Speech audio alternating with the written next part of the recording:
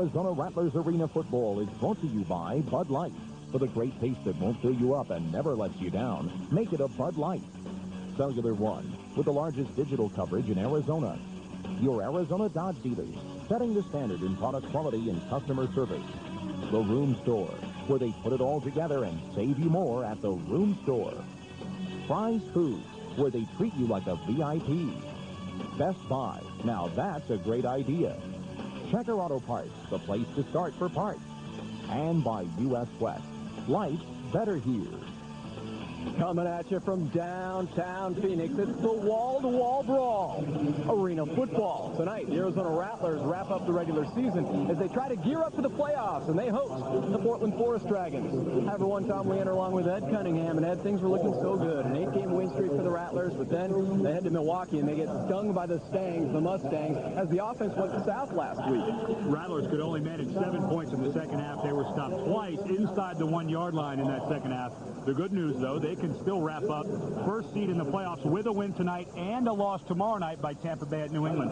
Don't count on that one. So if the Rattlers win and Tampa win, Rattlers are number 2 seed. They will host a quarterfinal and a semifinal. If they lose, Tampa wins, the Rattlers then drop all the way to number 4 and would have to take on the surging Nashville Cats. And if the Rattlers win and Tampa lose, of course, they're the number 1 seed and would host as long as they are in the playoffs. Well, that loss to Milwaukee really hurt, especially at the quarterback position. They had the two-headed quarterback all season long, Donnie Davis and Chad May, but they were both B-headed in that game in Milwaukee. Neither available tonight. It wasn't the loss that hurt as bad as these injuries. Chad May was playing spectacular, had not thrown an interception all year. He's out 2 to 3 weeks with a sprained MCL, and then a freak accident. A defensive lineman just rolls into the left ankle of Donnie Davis after he completes the pass. Donnie's out for sure tonight, probably back next week for the quarterfinal playoff game here at home, but that was something that they could not have as a loss of both of those quarterbacks. So what do they do? Suit up Danny White, ASU's all-time greatest quarterback? I don't think so. He's going to stay on the sideline. So he'll go with another former Sun Devil, though, 6'8" rookie Steve Campbell. Steve's a high-energy kind of a kid, and half of me is real excited for Steve, and I'm real anxious to see the game tonight. The other half of me is a little bit nervous because I know what he's going through. I know how he feels. I went through exactly the same thing, in my first start as a player, and the same kind of situation. So I know what he's feeling right now.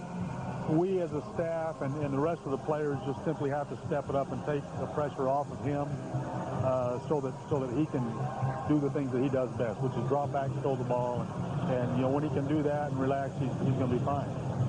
Steve Campbell is a big, strong guy with a strong arm, but can be a little erratic. If his nerves are bad tonight, he will be erratic. If he is, you will see Lance Funderburk, a rookie out of Valdosta State. He played last year in the CFL. He is the more polished of the 2 quarterbacks, but only being here a week, he's not caught up in the playbook as far as Steve Campbell, who's been with the Rattlers all year on their practice squad. And in case you're wondering, their third option, third-string quarterback, Hunkie Cooper.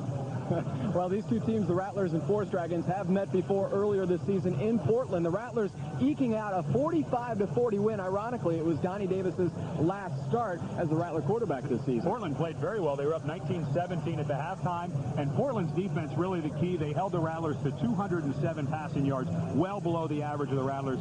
So Arizona, with the 2 problems at quarterback tonight, really have their hands full with this Portland squad. Portland has their quarterback. He's Ron Lopez, and his top target could be Kenyatte Morgan.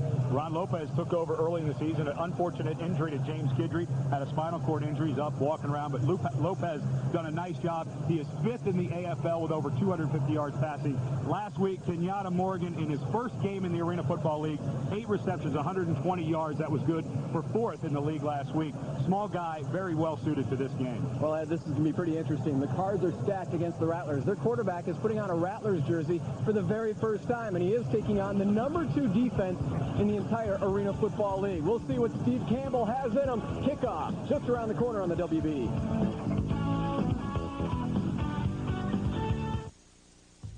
Fryer look great. Cost Cutters, your look, your way. Arizona Rattlers unbeaten at home this season, 6-0. Here at the Snake Pit, they've actually won 9 straight regular season games here at the AWA. Let's check the Good Samaritan Hospital injury report. Can we get them all on one page? Yeah, we might have to go to a second. Chad May, we talked about, and Donnie Davis in the open.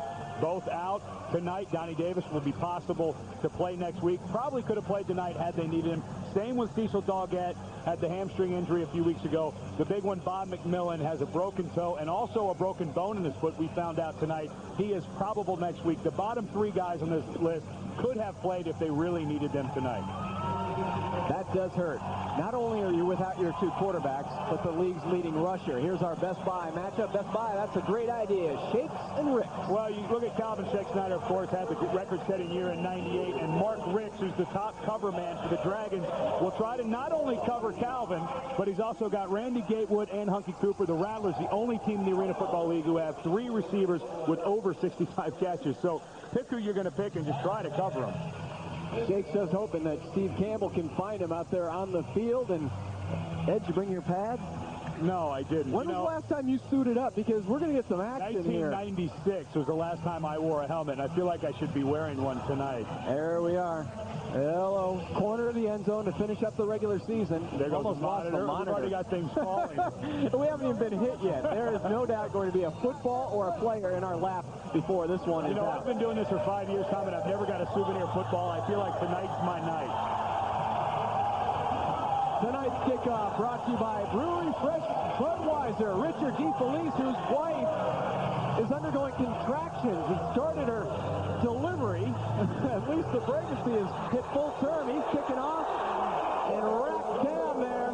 Mark Ricks by Carlos Brooks, but Richard DeFelice, talk about nerves. He just found out before the kickoff that his wife went into labor. The contractions kicked in. She's back in Houston, and DeFelice will be heading to Houston after this game is over. They just booked him on a flight, and he'll be on the phone, on a mobile phone, back there in the locker room when he's not kicking the ball. The trying to Phil find out. Mickelson routine, right? He's hoping for a long labor. His wife is not, but he is. So here comes the Portland offense. They're only averaging 43 points per game. Ron Lopez, first snap, fires it, complete. Kenyatte Morgan, and he spins free for the first down. And that's why Kenyatte Morgan is so well suited for this game. One of those little quick guys, kind of like Stevie Pappin in San Jose. Take a look at that Portland offense, and they fell in their last game to Buffalo, the Destroyers' only win of the season. This offense really struggled, but McGowens, their second leading receiver, their top receiver, Kevin Pratt, he's out because of a separated shoulder. Yeah, Pratt's been out for 3 games, and he left with 79 catches. Would have been one of the leading receivers in the league, so Ron Lopez missing his top target. Lopez, first completion, went 15 yards to Kenyatte Morgan. So it's another first down. Over the middle, breaking free is Morgan again, and Lopez right on the numbers. Back-to-back hit to number 8, Kenyatte Morgan. Boy, that scouting report was right on. Good protection up front. Kenyatte Morgan does a double stem move on Cedric Walker. You cannot expect a guy like Walker, who's more of a safety-type player, to cover a little speed demon like Morgan. A really good route by Morgan, but real good protection up front by Portland. Second game for Kenyatte Morgan, and he already has 10 receptions. Had 8 in that first game last week against Buffalo, and now back-to-back 15-yard receptions from Lopez. First down again for Portland at the 15-yard line, and flags drop. And we'll stop things right there, and we'll hear from referee Bill Richardson in moments. But neither team's offense. False start on the center. Neither team's offense able to rally last week. Both teams were unable to hit the 30-point mark, and that's almost unheard of in arena football. But the Rattlers' defense has been solid. 7 of their last 8 games, the opponent has not scored more than 40 points, and they are led by the hitman, Cedric Walker. He is helping to take over for the loss of Cecil Doggett, Doug Kay, the defensive coordinator. Doing a heck of a job. Arizona always known for offense. Right now, they're 3rd in the AFL in points allowed at just under 45. Lopez, quick hit over the middle, and it's complete to McGowens. Bobby McGowens, second leading receiver on the team. That's his 46th reception of the season. McGowens, one of the many rookies on this team, up for actually Rookie of the Year. One of the guys they look at. He's done a lot of things. Second leading receiver, one of the top tacklers, has a sack and interception. This time, good coverage by Gatewood. They're right on time to make the tackle. That's the key in the Arena Football League. They're going to catch things underneath. Just make sure you make the tackle clean and quick. Lopez now 3 of 3 passing for 36 yards. Another flag drops. Lopez fires it incomplete. Corner of the end zone. He was looking for Morgan. And there'll be a little adjustment process for here down low, Ed. Field level, a little different look than up top. We're going to have to really rely on the monitors tonight. Oh, yeah. Amazing. You get so close to the action, you're watching TV. So they call illegal motion on Portland. Jason Pahopik there in your picture. He is back from injury, helping to spell Bob McGowens. Illegal formation, no tight end declared. That penalty is declined. Third down. You know, this late in the season, Tom, you'd figure that the tight end would know to raise his hand when he came to the line of scrimmage, but Arizona declines and takes the down instead of the distance. So Lopez steps to the line. Third down and 7. Lopez drops to his knees. He's got Morgan for the touchdown. Confusion in the defensive backfield by Arizona. Cedric Walker and Carlos Brooks having a little heated discussion right now because they're supposed to switch their assignments, and they weren't able to do it. Kenyatte Walker comes wide open. Great isolation shot here. He's going to run right at Cedric Walker, who releases him. You saw Cedric Walker stop and expect Carlos Brooks to come on the coverage on the right-hand side. He does not. Morgan wide open, and Lopez, even though he fell down, able to complete that for 6. Up steps Darren Alcorn, who broke his own AFL record with 30 field goals on the season, knocks it through. 27 was the old AFL mark that he set. This season, he has 30 field goals here. It's the point after, and Portland on top, 7-0. It's Lopez to Morgan.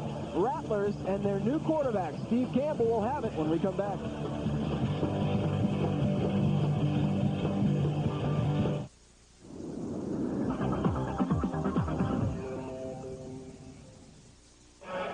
Every Monday night after 7 p.m., you can join the Rattlers for dinner at Country Harvest on the southwest corner of Priest and Elliott in Tempe. Those Mondays are running out, though, so you better take advantage of it. Only a few more weeks left. As long as the Rattlers stay in the playoffs. There's the AFL's top kick returner this season. Actually ranked second in average, about 22 yards per return. Hunkie's taken one back all the way. But what a great year. He was the MVP back in 1993. Kind of went to the sidelines a little bit with Calvin Shakespeare. Not to the sidelines, but kind of took a little second fiddle, and now he's right back to where he was back in 93. He is up for Iron Man of the Year in the AFL. And why not? He's scored 22 times this year, 6 different ways. Here comes Hunkie on the return. A lot of traffic, and Dale backwards at his own 2-yard line. Chris Butterfield, all 305 pounds, made sure that Hunkie didn't find a seam there. And out steps 6'8" rookie Steve Campbell. He was a backup to Ryan Keeley, and before that, Jake Plummer at ASU. Tonight, the starter for the very first time for the Rattlers. Now, very soon, we will see how his nerves are holding up. He's got to be a little nervous. First time he's strapped up for a game in over a year. Can be just a little bit erratic. He's got to keep himself calm. So they go to the running play, and it's Jason Pahopik to begin things, and he picks up maybe 2 yards. Tell you what, Portland has come to play here. They were devastated last week by the Buffalo Destroyers, but they come out with a quick touchdown, and now the Rattlers need to answer with their offense. Randy Gatewood, Shakes, and Hunkie Cooper, who ended up being their leading receiver. You see Bo Kelly in there. And great to see Darren Kenny, number 58, will be lined up as the center. He's coming back from that viral infection. He lost 25 pounds. Well, and the nice thing about having Darren Kenny back is now you can slide Mark Tucker over to guard, who's probably your best pass blocker. Darren Kenny very solid in the middle. Uh-oh, Campbell loses the snap. It's free. Who has it? Darren Kenny is not the center right now, however, Joe Birch. And from my angle, it looked like Joe kind of short-snapped that just a little bit. Rattlers did recover their own fumble. It appears that it is Joe Birch at the bottom of that. And there is big Joe Birch. He did get the start at center instead of Kenny. Now, we talk about the nerves of the quarterback. Let's see if the ball hit the bottom hand of Steve Campbell, so that is not his fault. Joe Birch just did not get that ball up in proper placement between his legs. So even though we're talking about the nerves of Steve Campbell, that there was just a bad snap by Joe Birch. Well, word out of camp this week was that the Rattlers did struggle during the week of practice, and why not? I mean, they have 2 quarterbacks in Campbell and Funderburk who have never played a down in the AFL. Campbell actually now has played 2 downs, make it 3. In his own end zone, Campbell throws it down and away, and he was tagged. So it will be 4th down. And this could be a long night. But, you know, Tom, this is not the quarterback's fault. You have to give this guy as much help as possible. Joe Birch and Jason Pahopik missed the block. Joe Birch is held by the nose guard, Butterfield, and it allows Britt Bowen, the blitzing linebacker, to come free. Joe Birch has to get extension with his hands, get away from that nose guard. Do not let yourself get held. A new quarterback like Steve Campbell, you've got to give him as much help as possible. You know what Danny White said, that during this week of practice, Campbell had that tendency to throw it straight down into the ground. This will be a 63-yard attempt for Richard DeFelice. His longest in his career is 54 yards. He kicked that 2 years ago, and this is a little squib kick. Mohamed Oliver trying to down it. Kenyatte Morgan comes up with it near the 20-yard line. So a little squib kick by DeFelice, little pooch punt in effect. And Portland will take over with a 7-0 lead. This is very uncomfortable for Rattler fans to see these kind of struggles early on. But again, first series for Steve Campbell. But there were two mishaps that had nothing to do with the quarterback. A bad snap by Joe Birch, and then a good stunt up front by the Portland. Chris Butterfield, the nose guard, pulled Birch out of the way and allowed Britt Bowen to come free. So really, you can't put any of that on Steve Campbell. Let him at least try to help you win. He needs more help from his teammates right now. First drive, Lopez completed 4 of 5 passes. 3 went to Kenyatte Morgan. This one's coming right at us, and it's Morgan again. Right into the wall, but he holds on to it for his second touchdown reception here in the first quarter. And Portland, oh, they are cocky out here tonight. Remember, they are not going anywhere. Their playoff situation was folded last week after they lost to Buffalo, but they have come out smoking. But, Tom, they have a lot to play for. As we watch the isolation of Kenyatte, look at the little push-off on Randy Gatewood. That looks like a veteran move, a guy who's a rookie out of Montana State, playing against a former All-AFL player in Randy Gatewood with a veteran move. But Portland could go 500 tonight for the first time in the history of the franchise. They've got a lot to play for. And the kick up and good for Darren Alcorn. So Stan Brock, head coach of the Portland Forest Dragons, he has his team all fired up here. They are leading 14-0 on the Arizona Rattlers. There's Brock, the former NFL lineman. He loves this. His offense is cranked up. Morgan, 4 receptions, 2 for touchdowns. The bakery Awards, you get rewards. See the friendly Dodge dealer near you for this limited time offer. Arizona's Budweiser distributors remind you to drink responsibly. Know when to say when. Well, Arizona needs to know when to say when at the beginning of this game. We knew it would be a struggle. Steve Campbell comes in, has never taken a snap in the AFL. He's been practicing with the Rattlers all year, but he did not get any help in that initial drive. Let's see if the Rattlers can give him some help his second time out. You're right. He's not being helped out by the defense at all. And that's the defense that Doug Kay has really stuck with and seen produce. Stan Brock, former offensive lineman in the NFL with the Saints and Chargers, actually was part of that Super Bowl team with the Chargers back in 13 years in New Orleans. He started 214 out of a possible 218 games. He is in the Hall of Fame for New Orleans. 95, that Super Bowl with San Diego. Stan Brock. And actually was in the TV and radio booth before they got yanked out of the booth in 1997, and we did his very first game in Portland. Does not have an impressive overall mark, 11-24, but as you mentioned, they are aiming for the 500 mark this season as Hunkie Cooper's on the move. Hunkie pulls forward to the 15-yard line. Hunkie is just famous for putting that head down. If he doesn't see a whole lot of daylight, he's going to at least try to put the hurt on somebody. 22 yards on that return, and that's right on his average for the season. Hunkie his toughness has never been questioned. But now it's time for this offense. Whoa. Let's pot that down a little bit. We're not going to tell you who's on the wire. We don't want Well, the team's struggling a little bit here to start off with. And you know, here's the thing. You know, here's they now have to blow a timeout. Here are the things that Danny White does not need. You've got 2 brand new quarterbacks. Steve Campbell, the last time he played any football was in the '97 Sun Bowl against Iowa. And you just can't have guys not going in when they're supposed to go in. A bad snap, bad protection. I mean, everything's starting to add up against the guy who's got the deck stack against him as it is. Rattlers down 14-0. A dismayed Danny White back after this. Loco grande. Well, he wouldn't be able to tell from the first 5 minutes of this game, but the Rattlers' quest for their third Arena Bowl title starts next Saturday right here at the America West Arena. It's an early start, 12:30. Good seats available for this first-round playoff game. Jackson's on third, hosts the pregame party starting at 10 a.m. But many of those Rattlers who are injured, the likes of Donnie Davis, Bob McMillan, should be back in action. And also Cecil Doggett should be back next week. That is huge, their top cover man in the secondary. Steve Campbell completes his first Arena Football League pass, and it's to Bo Kelly. Bo is still up. Bo is going to the 10, to the 5. In the zone, Rattlers sit back.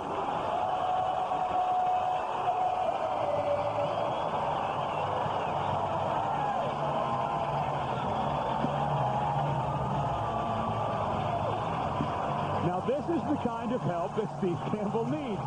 Danny White calls a very simple fullback screen. Bo Kelly, who's lost about 15 pounds coming into the season, is running as well as he's ever run. Takes a real simple screenplay, runs through a tackle of a linebacker. Great individual effort, got some help downfield. Those are the type of plays that the Rattlers need to help this brand new quarterback. First-time father-to-be, Richard DeFelice, lining up the point after. Boots it through. So Steve Campbell connects on his first AFL pass. It goes 35 yards to Bo Kelly. Scampering into the zone, the Rattlers cut the Portland lead in half. It's 14-7. Back on the WB from downtown Phoenix right after this.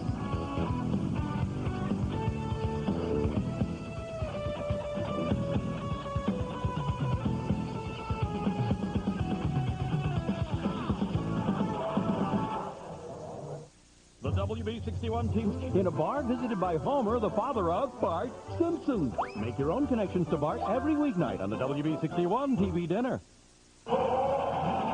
Gila River Casino's Wild Horse Pass location, I-10 and Maricopa Road, hosts a Rattler autograph party Tuesday at 8:30 p.m. Meet Rattler stalwarts Hunkie Cooper, Donnie Davis, and Iron Mac Bob McMillan and win fabulous prizes.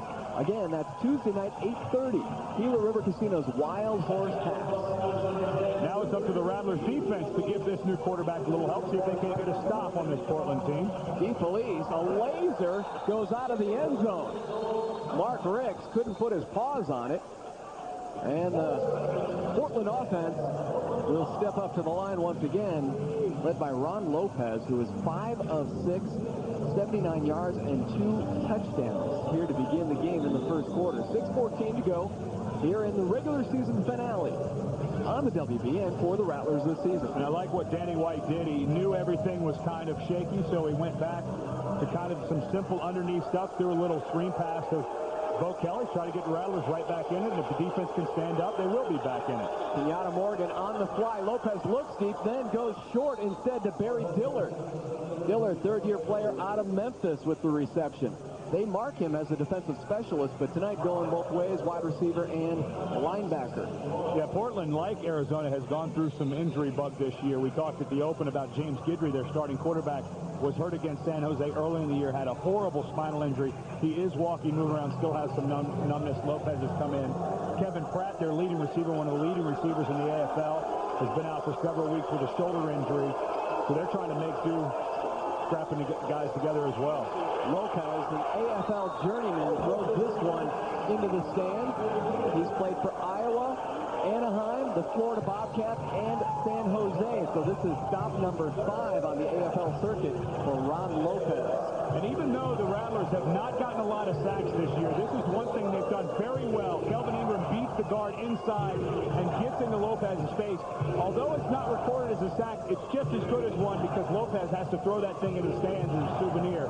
That's one thing up front. And Kelvin Ingram, guys like him and Sebastian Berry have really played well as of late. Ingram led the Orlando Predators with 4 sacks last season. And Lopez drops near the line of scrimmage. Looked like he mishandled the ball coming away from the center. But again, from our angle, Ed, basically anything could have happened. Yeah, same thing that happened. No, they were just going with a little quarterback sneak. Bo Kelly, who had the touchdown scamper earlier, playing that backside blitzing linebacker, does a nice job not going for the fake and comes in and makes a stop. Amazingly, though, it was first down yardage. They only needed a yard, so it's 1st and 10. 4 minutes to go here in the first quarter for Lopez. Fires it complete. Makes the connection with Kofi Banks, and Banks heads to midfield. Kofi Banks, second-year arena player out of UNLV.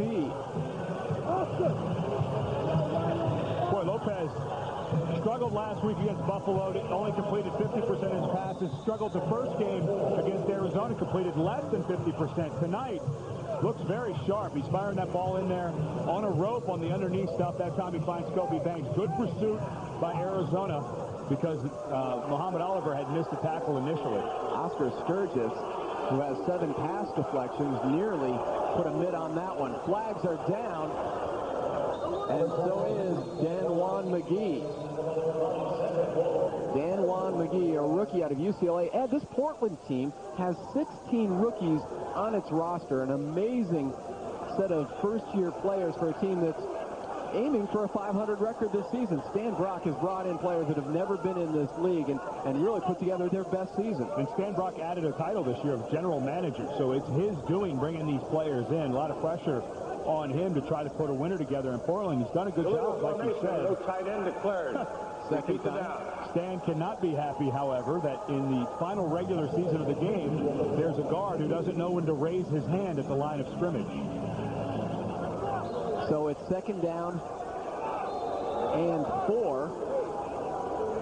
Ron Lopez, though, a little confused. He'll go over and talk to his offensive coordinator, Bob Cortez, and we have a timeout. 3:13 to go here in the first quarter. Portland leading the Rattlers 14-7.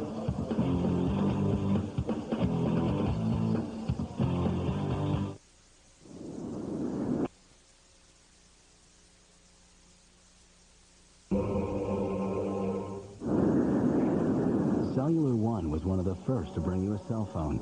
We'll be the first to bring it to everyone. Arizona Rattlers without their 2 quarterbacks, Chad May, Donnie Davis out, and they're trailing by 7 here, following a Steve Campbell 35-yard connection to Bo Kelly, which put the Rattlers on the board. Portland currently with the ball at their 22-yard line. It is 2nd and 4 for Ron Lopez out of Utah State.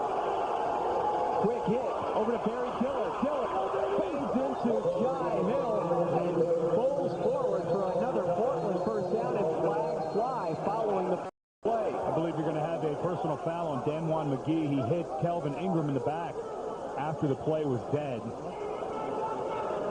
Kelvin pointing in the direction of Portland, agreeing with my call. After the play, personal foul against number 23 of the offense. After the play, 1st and 10. Just give me a strong shirt, Tom. Even from down here in the end zone, blocked by the massive bodies, you're able to spot McGee with the cheap shot. You know, after playing football from the age of 14 till about 27, you get to see the cheap hits pretty easy. Let's see if we can pick it up. Little screenplay by Dillard. Here comes Cedric Walker. Good inside-out block by the offensive line. But watch Kelvin Ingram right in the middle of your screen. Plays dead, plays dead, plays dead. No question that's a late hit. Good call by the officials. Lopez fires and connects. Kofi Banks again. Banks. And he rumbles forward for another Portland first down. I've noticed that a lot of the defensive backs from the Rattlers are really going after the ball, after the receivers for Portland catch it. That time Kofi Banks got a hold of it, and Muhammad Oliver went right in for the ball.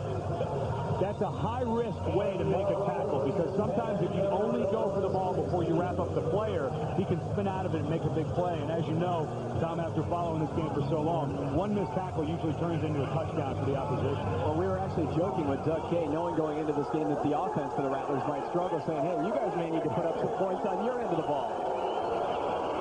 1st and 10. And there's Kelvin Ingram, a defensive lineman out of Oklahoma State, who's actually turned into a fine offensive lineman as well. 2 weeks ago we did that game. He had a great pancake block down on the goal line. But that time Kelvin stays home. A lot of times what the offense tries to do with the defensive end is run him up outside Tony Henderson actually ended a linebacker spot because of all the injuries, but Kelvin does a fantastic job staying home and makes a tackle after a short game. Hanging on for dear life, and he's playing with a painful bone bruise in his knee. Yet another one of the Rattler injuries. Lopez comes out steaming here tonight. Back to pass, goes to the corner of the end zone looking for Banks. Does Banks come down with it? No. They say he juggles it in the corner of the end zone, incomplete. Boy, if he would have come down with that, Tom, you'd have to give a lot of credit to Kofi Banks, because Muhammad Oliver was in perfect position, got his hands in there to try to knock it out, and it looked for a second like Banks had come down with it. Couldn't have better position if you're Muhammad Oliver. Gets up there, tries to knock it away. Never had control of it, but Banks makes a heck of an effort trying to come down with that. Hey, how about Ron Lopez laying it right in there? Portland with 6 first downs here in the first quarter. The Rattlers did not have any, but they did get that touchdown, though, for Bo Kelly. They are 3 of 3 on third down conversion. Lopez fires near side Dillard, and he is plastered into the boards by Carlos Brooks. It'll be interesting to see where they mark it. His head went. The ball was forward progress to the 5, so it's enough for a first down. And the sticks do move right along. His head was stuck in right before that first down marker. And this is the challenge of playing an arena football, going head first into the board. Great coverage by Carlos Brooks, though. There's no way you're going to allow Barry Dillard to get behind you down around the goal line. You're almost willing to give up that first down, because now you're on the 5-yard line, and Jai Hill and Tony Henderson, your 2 linebackers, can become part of your pass defense. Porter runs out before they can snap it. Oh, it's a shame. They were coming right for us, Tom. And now they're going to head to the other end. Can we switch broadcast positions? I'll raise my hand and see if the official just leave him down here. We're heading to the second quarter on the WB. Steve Campbell down here. Steve Campbell. I said Steve Campbell. With 1 touchdown pass in the first quarter, Rattlers trailing the Forest Dragons 14-7.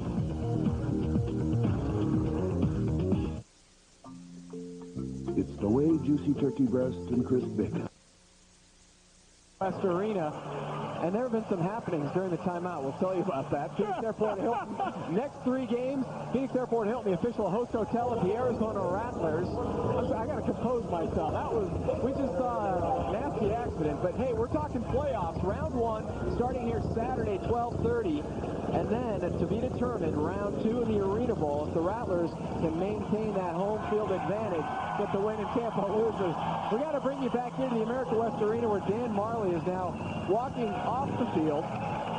There It's good he can walk. I hate to laugh, because that could have been. You know what? He's okay. The other guy's okay. It's okay to laugh. Dan Marley came riding in on a Harley into America West Arena. Didn't know how to work the brakes and almost ran over a guy from the Portland Forest Dragons, ran right into the dasher board, smashed up the Harley. You know, thank goodness Dan can shoot 3s, because he sure cannot ride a motorcycle. Oh, there's Tina. I'm sorry. Luckily, nobody was hurt, but Dan came out of that tunnel, was absolutely out of control, and Tina's had Dan's wife, had her hands over her face the whole time. Dan didn't know whether to hit the brakes or the horn and tell everybody to get out of his way. First and goal from the 5. Lopez intercepts it. Randy Gatewood. Come on, Randy. Down the sideline. Hello, Rattlers. Give us the ball. Give me the ball.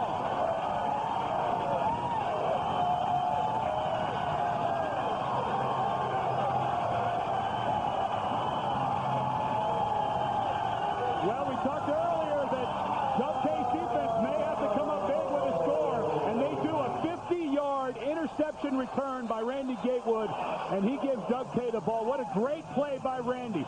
Lopez looking to the out route to Kenyatte, and just overthrows it. Randy Gatewood in great position. Morgan at 5'9", not able to go up and get it. And I'm sorry, Mr. Lopez, you are not going to catch Randy Gatewood. Especially since Cedric Walker was there as his chauffeur all the way to the end zone. Second interception of the season, for the Rattlers' all-time leader in interceptions, Randy Gatewood, 50 yards on the pick. Okay, Tom, I was mad at you for putting us in this seat. Now I'm happy. That was pretty exciting. I'm just mad at Randy for not giving us the ball. He's right here in front of us. He's too busy celebrating with his teammates. I'm sorry, that's to worry about the TV guys. And the guy already dogged me this week on golf. We were supposed to play earlier this week, and the guy didn't show for his tee time. Okay, now after all that excitement, can we go back and laugh at Dan Marley some more? We'll keep an eye. Dan has not returned to his feet. Tina's still over there, embarrassed, looking for him. Unbelievable. As a free agent in the NBA, you don't want to get hurt on a motorcycle. Could you imagine? In July. Pat Riley. Great.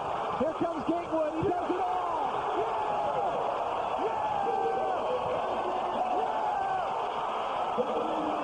I really like the call by Danny White. You've got a little momentum going. You know, things just haven't been going your way early in this game. You got a brand new quarterback. Some guys on your team aren't giving him much help. Randy Gatewood comes up with a 50-yard interception return, and now you go with the fake field goal. Not blocked very well. There's 2-3 Portland Forest Dragons over there, and what a great move inside by Randy Gatewood to go in for the two-point conversion. I love the call by Danny White. And that may have been the most exciting 5 minutes of Rattler broadcasting. Smashed motorcycle by Dan Marley. Interception return, 50 yards by Gatewood, and the fake field goal. Where can it go from here? Can Marley bungee in from the scoreboard next? News Radio 620 KTAR, the first name in news.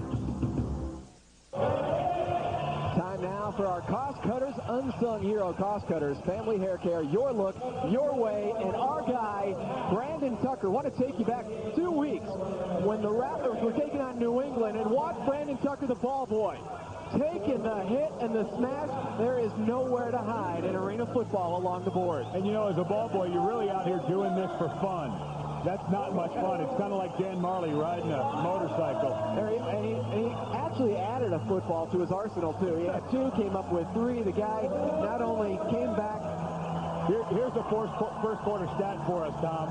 Portland has 129 yards of total offense. Arizona has 34, but because of Randy Gatewood, somehow the Rattlers lead 15-14.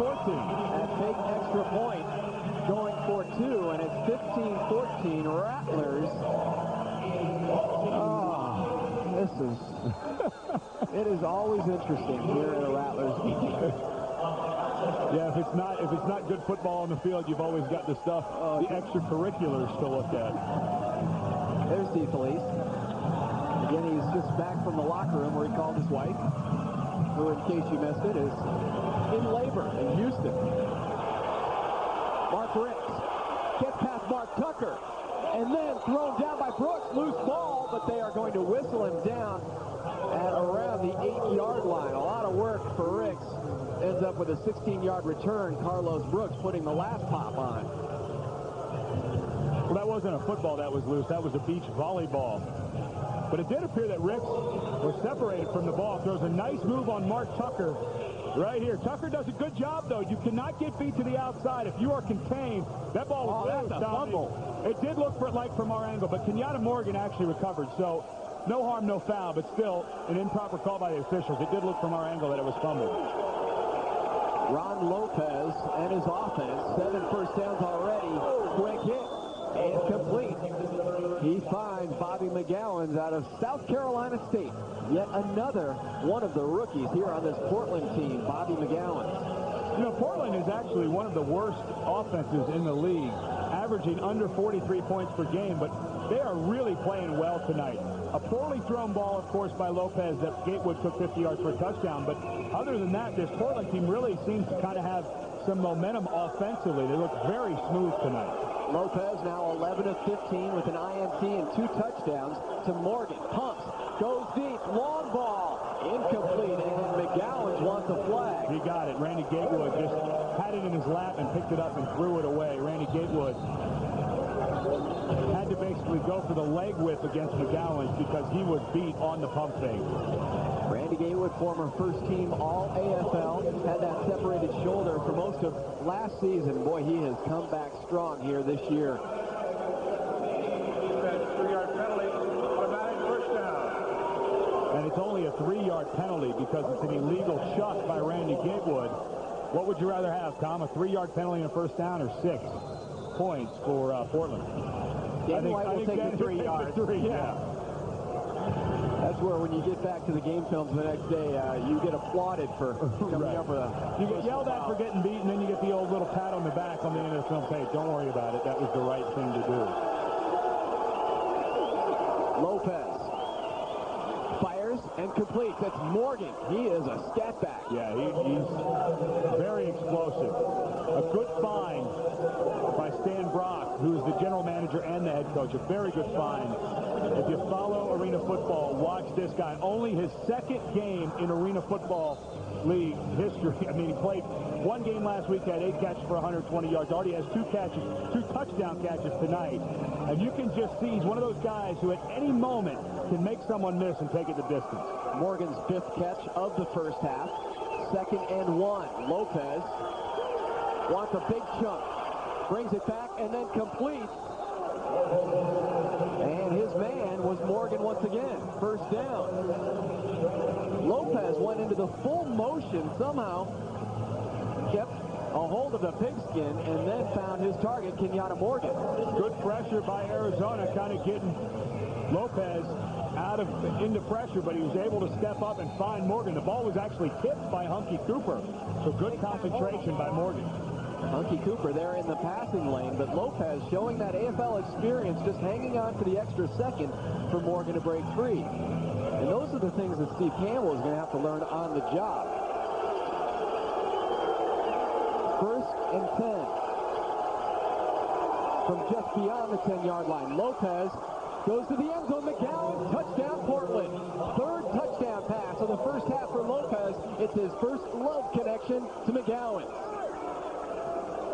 Once again, a blown coverage by Arizona, though. That time, McGowens wide open down the left sideline. Arizona having a little miscommunications in the backfield. This time, Carlos Brooks chucks the inside receiver, and as he turns late to get back to the outside, his job is to chuck the inside and go out to the outside. He was late getting out there, and McGowens is wide open for a touchdown. On comes Darren Alcorn, all 6'4", 250 pounds. And if he couldn't kick, they'd stick him on the line. 250's generous, Tom. That is. Wow. Is he wearing a flak jacket? The well-padded... No, that's your biscuits and gravy. The well-padded Alcorn, but it's Bobby McGowens with his 9th touchdown reception of the season. Portland back on top by 6. The compact pickup J.D. Power. So visit Cost Cutters today and tell us, how can we make your hair look great? Cost Cutters, your look, your way. Portland leading by 6. Want to quit smoking and need help? Call the Arizona Smokers Helpline, 1-800-556-6222. The call's free. The program is free. Be an ash kicker. Quit smoking. The last time we'll tell you that for a year. Quit it. Knock it off. Now it's up to you. We can only stay on you for so long. Alcorn, the kicker for Portland, broke his own Arena Football League record this year. He's kicked 30 field goals. In his last 8 games, he's averaged 13.8 points per game. Look for him to be first-team All-AFL kicker this year. That's also not such a good thing. You don't want your kicker kicking too many field goals. That means you're not in the end zone enough. Hunkie Cooper on the return and smashed at the 5-yard line, drilled back by Britt Bowen. Wow, 6'3", 250, meet Hunkie Cooper.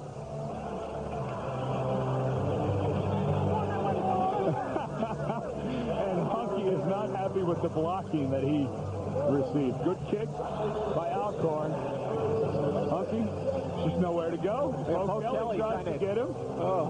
Tried to put the full-on Nelson, Britt Bowen, but Hunkie hasn't been real happy here in the first half, and that's why we haven't heard him on his wireless. On that microphone. Pitch play, Bo Kelly. Bo Kelly hit for a loss. Chris Butterfield was there along with number 93, Tom Briggs. Tom Briggs, one of the top linemen in Arena Football this year. Has a sack, an interception, 9 pass breakups, 19 tackles, 5 receptions, 3 touchdowns. He's been very, very active in the middle for Portland. Another guy who has a chance to become a first-team All-AFL offensive defensive lineman for Portland. Look at that. Rattlers now at center, only their 6th play from the line of scrimmage. You're going to get that interception, 50-yard return. Randy Gatewood, and Campbell loses the snap again. Goes forward for a pickup of about 1 yard, but it's the second trouble spot at center for Steve Campbell, who in the first quarter had to fall right on top of it. You know, coaches talk all the time about the center quarterback exchange, and it used to drive me crazy as a former center.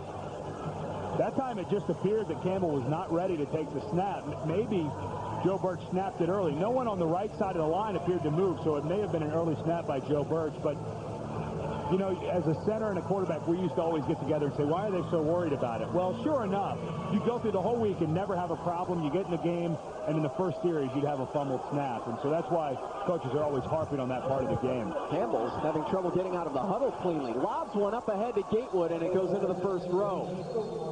Penalty markers are down, so we'll flush those out, figure out what's happening. But Steve Campbell, when you talk about coming into this game and the possibility of nerves, you go back to 1998 in the Sun Bowl for ASU when he got the call as the starter with Ryan Keeley out injured with that injury to his knee, and Campbell stepped in. They were very cautious with him on offense. He only threw 11 passes, completed 5, 1 for a touchdown. Offsetting foul is eclipsed by the offense.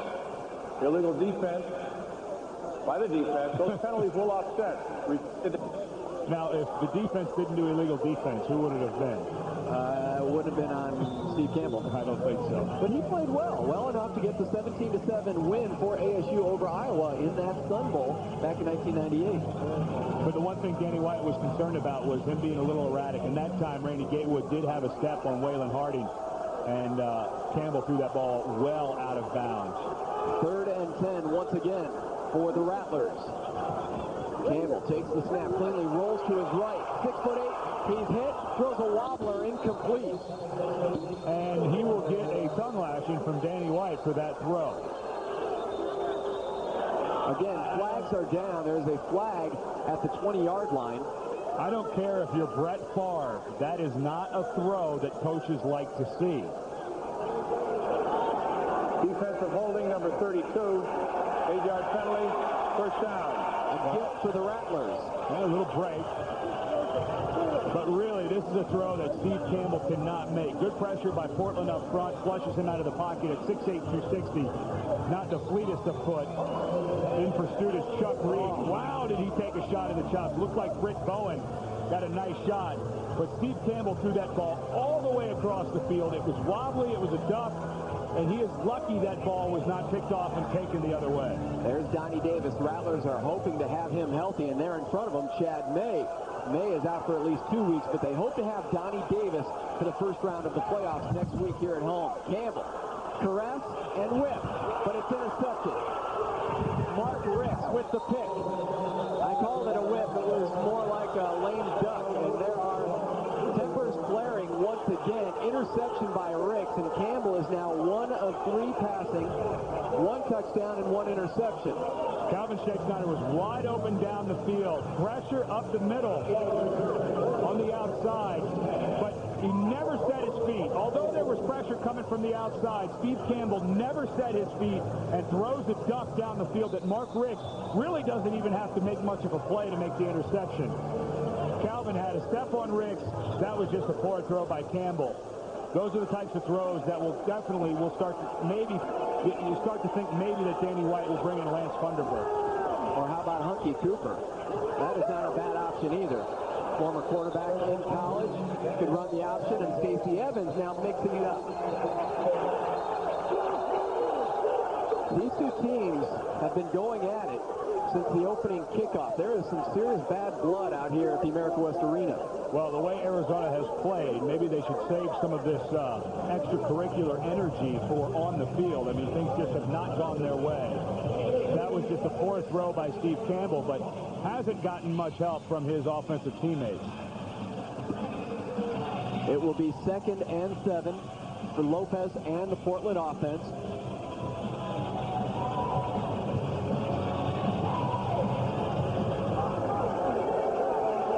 Lopez, whose best game came against New England, June 26th. He was actually the AFL Player of the Week when he threw 7 touchdowns. There he gets drilled.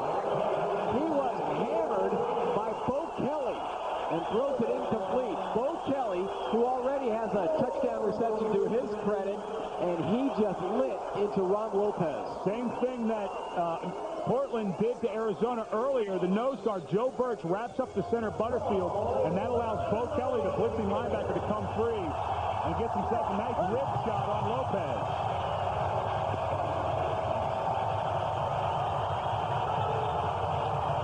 Tom, I think this is what they call bring in the noise, what the kids like to call it. They are pumping up the volume. The throw meter peaking out, 3rd and 7. And Ron Lopez gets a delay of game penalty. Was rattled. The Strobros leading the charge. They will be the focus of our halftime feature, our Rattlers tale with Eddie Goins.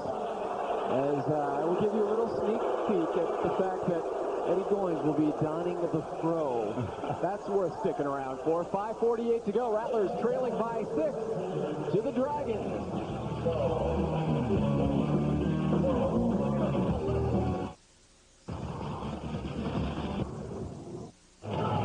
Once again, Rattlers' quest for their 3rd Arena Bowl title will start next Saturday night right here at the America West Arena. It's an early start, 12:30. Good seats are still available for this first-round playoff game. Jackson's on 3rd will host the pregame party starting at 10 a.m. It's a Bloody Mary time. There's Lance Funderburk. It could be Funderburk time before too long. 3rd and 7 for Lopez and the Forest Dragons. Connects. Is it enough for a first down? McGowens landed right at that first down marker. He thinks it's good enough for yet another Portland first down, and they move along those sticks. You know, take away the one pass that Lopez threw high, and Randy Gatewood picked off and took it the other way. He's really playing well tonight. He stayed calm. He's taken some big hits. Play before, got a shot in the ribs from Bo Kelly. That time he stands in there and fires a bullet over to McGowens for the first down. He's playing very well. Take away, of course, the one pass. We have to give him that. But really, this offense, 100% on 3rd down conversions tonight. They only scored 23 points last week at Buffalo. Lopez is rattled and throws it into the 5th row. But this offense mustered only 23 points at Buffalo, the Destroyers' first and only win of the season. Here, they already have 21 points, but Ron Lopez feeling the pressure. And Oscar Sturgis beats the guard. Number 90 is Michael Kerr, a former Rattler inside. And this is the type of effort that Doug Kay and the Rattlers need on defense. They need the guys up front. Because you're missing somebody like Cecil Doggett, the best cover guy, is not only on the Rattlers, but possibly in the Arena Football League. When you're missing a guy like that, you need the big boys up front to play like they are right now. On the fly is Kenyatte Morgan. Lopez fires over the middle, incomplete, knocked down by Carlos Brooks. What a nice job by Carlos Brooks. He has underneath coverage, able to peek in and read Lopez's eyes and get his hand up and knock that away. A really heads-up play by Carlos. A ball that really was probably going to be a touchdown. Brooks, an excellent job knocking that down. He's angry. He thought he probably should have had an interception. Portland, 5 of 5 on 3rd down conversions here in the first half. Lopez has hit only one of his last 4 passing attempts. 3rd and 10 with Morgan in motion. Lopez whips it, almost intercepted by Walker. It's 4th down. There was another bad throw by Lopez. That ball severely thrown behind Kenyatte Morgan. And Cedric Walker, who has been on an interception tear lately. 3 weeks ago against Florida, he had 2 interceptions. 2 weeks ago, he had another interception. And this time, it's almost like he was too surprised. The ball hit him too cleanly in the hands. That New England game, too, he almost had 4 interceptions in that game alone.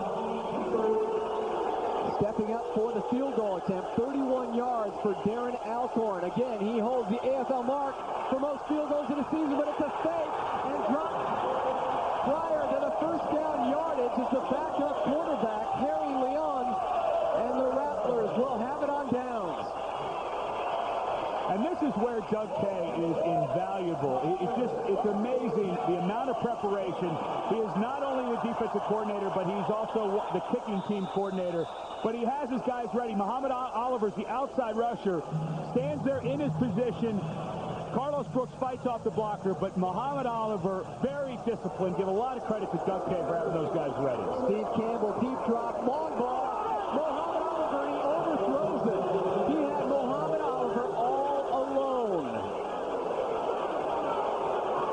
Good pressure up front by Portland, but again, these are balls that if you have Chad May or Donnie Davis in the game, that went to Muhammad Oliver, and earlier to Calvin Shake-Snyder, the interception by Mark Ricks. Those are 6 points for Arizona. Campbell now 1 of 4 with an interception and a touchdown and a missed touchdown. First game of arena football for the former ASU quarterback Steve Campbell. Tough circumstances, you have to believe. And he completes. Short of the first down, but his first hookup with Calvin Shake-Snyder. And look at these Portland Forest Dragons. Clawing and scratching at the ball. Calvin none too happy about the treatment he's receiving. I don't think you would be either, Tom. Kofi Banks was there trying to strip it away. And this again, the whistle had sounded. These guys just kept pecking away at Shakes. There's the whistle, and they kept going. You know, I don't blame them, though, Tom. Here's a chance for this team to... So, although they're out of the playoff race, here's a way to establish themselves as a legitimate team. Be a very good Arizona team, although they don't have their starting quarterbacks at home, and be 500 for the first time in the history of franchise. It's a big night for Portland. 3rd and 3. Pitch play to Hunkie. He's looking to pass. Hunkie going deep for Calvin Shake-Snyder. Through his hands, incomplete. Hunkie has 1 touchdown pass this season. They tried that option play, but Calvin, it went right through the hands. He did have double coverage there. Banks and Ricks on the scene.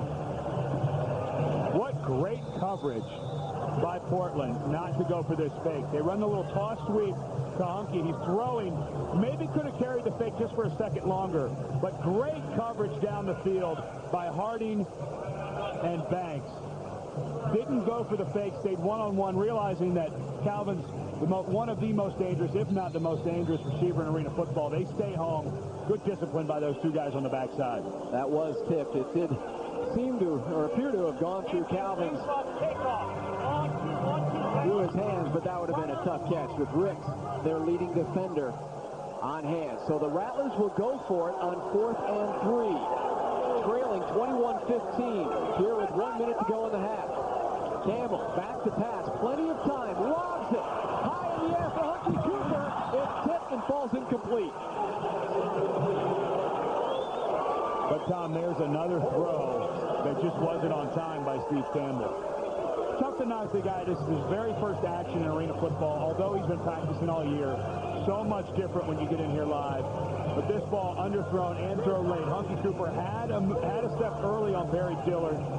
Just not able to bring it down. Pretty good coverage late by Dillard to get that hand up and knock it away. So back-to-back missed opportunities. First for the Portland offense, and then the Rattlers give it back without a score. 53 seconds to go in the half, and a learning experience here tonight for Steve Campbell. And here is where Doug Kay earns his living when his defense is put in this position. Lopez back to pass. He's going for 6 to McGowens. Tipped away. Muhammad Oliver.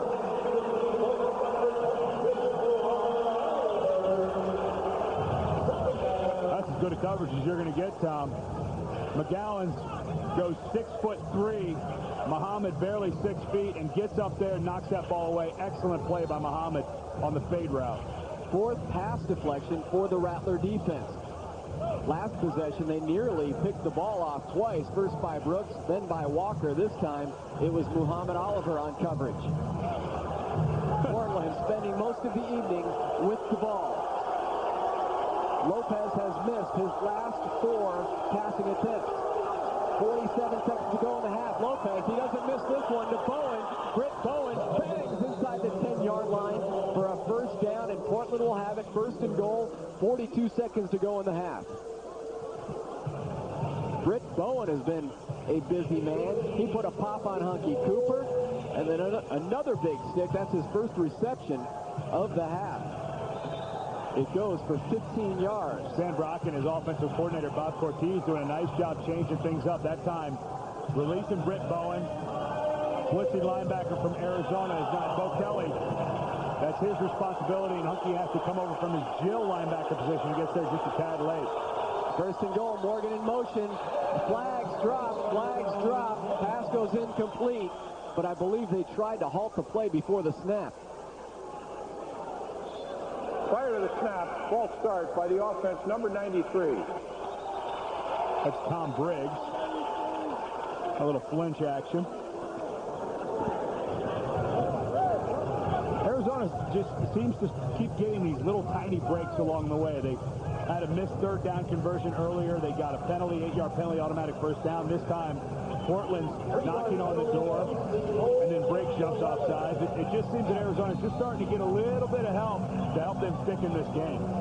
Well, their scores have come on a 50-yard interception return for a touchdown by Gatewood on a screenplay by Bo Kelly, who broke loose. And then they had the 2-point conversion by Gatewood. I'm not saying it's been pretty, Tom. I'm just saying they're getting enough help to stay in this. Oh, that's what I'm saying. It took a couple of lucky breaks to get to where they've gotten. Ron Lopez batted down by Oscar Sturgis. And Butterfield gets in his face. But Oscar Sturgis, with his 8th pass deflection of the season, tying it for most by a Rattler lineman with Stacey Evans. Evans and Sturgis both with 8 passes batted down. Sturgis has spent some time this year on the IR, has an ankle that will probably need surgery at the end of the year. Great job getting that big arm up there. Sturgis goes 6'5", able to knock it down. And like you said, Butterfield gets a little cheap shot. But the officials have really done a pretty good job when things are starting to get heated up, getting in between guys and slowing down the action. In motion is Kusani Abdul-Salam. Lopez, though, going to McGowens. Incomplete coverage once again there in the end zone by Muhammad Oliver. Muhammad Oliver has McGowan's number, and he is draped all over number 18.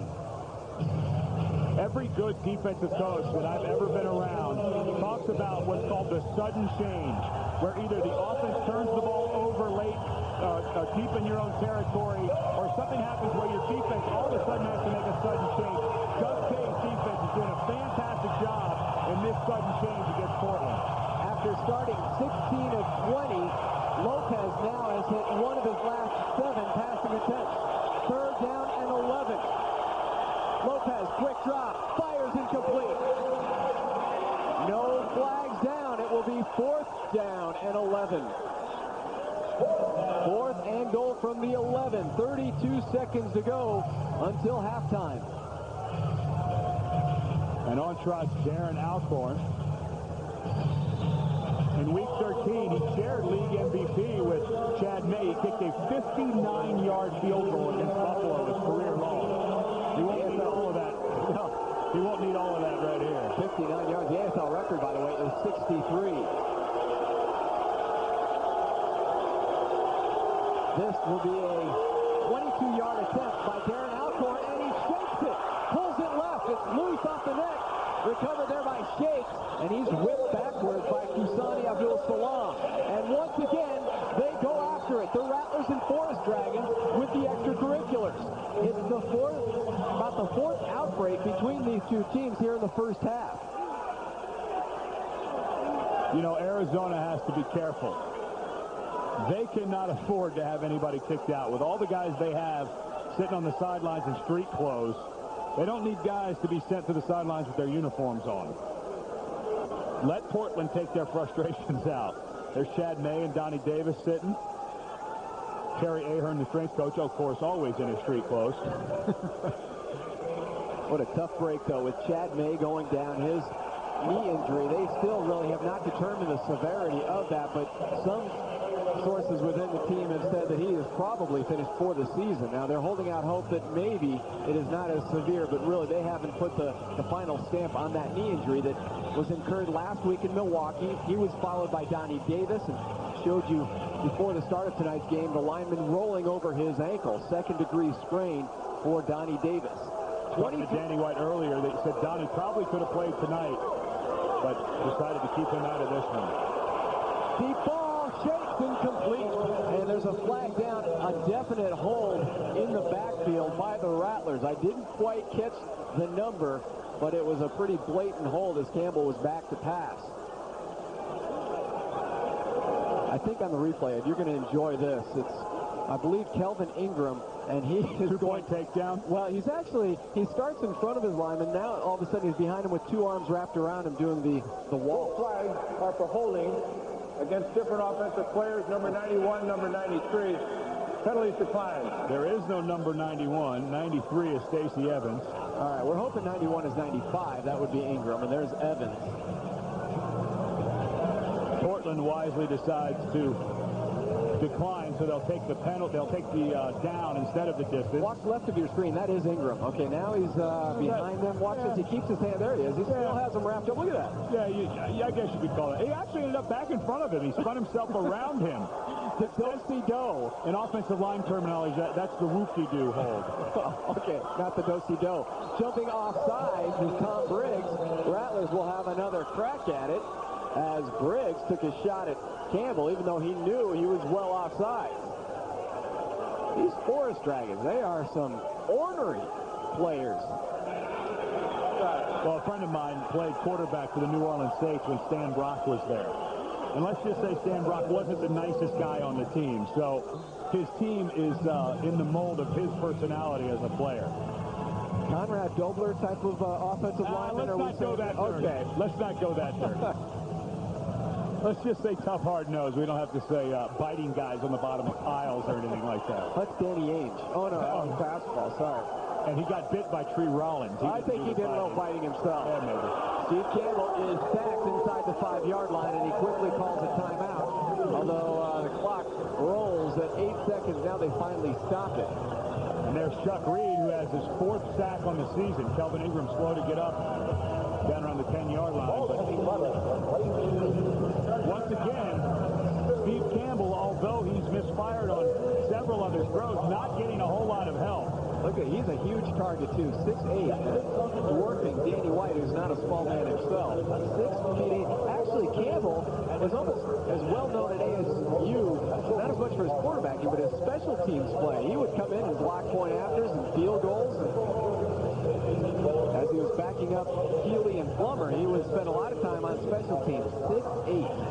Now, at 260 pounds, if his quarterback career doesn't work out, they can always line him up out at defensive end. Just watch some balls down over there. Thunderbird, meanwhile, goes 6 feet 5, 225. Rookie out of Valdosta State. Now, here's a little tie-in for you. Valdosta State, his head coach was Hal Mumme, who's now the head coach of Kentucky, who coached Tim Couch, first-round draft pick of Cleveland this year. Very nice. I know we sent you off to coach. He's been coached by some very good coaches. That's why we sent you off to CBS Sports. You can do the college those background. Things out, sure. 8 seconds to go. Could be the final play of the first half. Rattlers lost 6 yards on that previous stat. Campbell fires it. It's a PB to Cooper, but Hunkie can't hang on to it. And another souvenir. 5 seconds to go. That gentleman will head home very happy. Sure, he'll probably get a couple of Rattler autographs on that after the game. But once again, not much help by the teammates. And here's Hunkie Cooper, the guy who earlier in the game was, giving some guys the business for not being out on the field. Just lets that one go through his hands.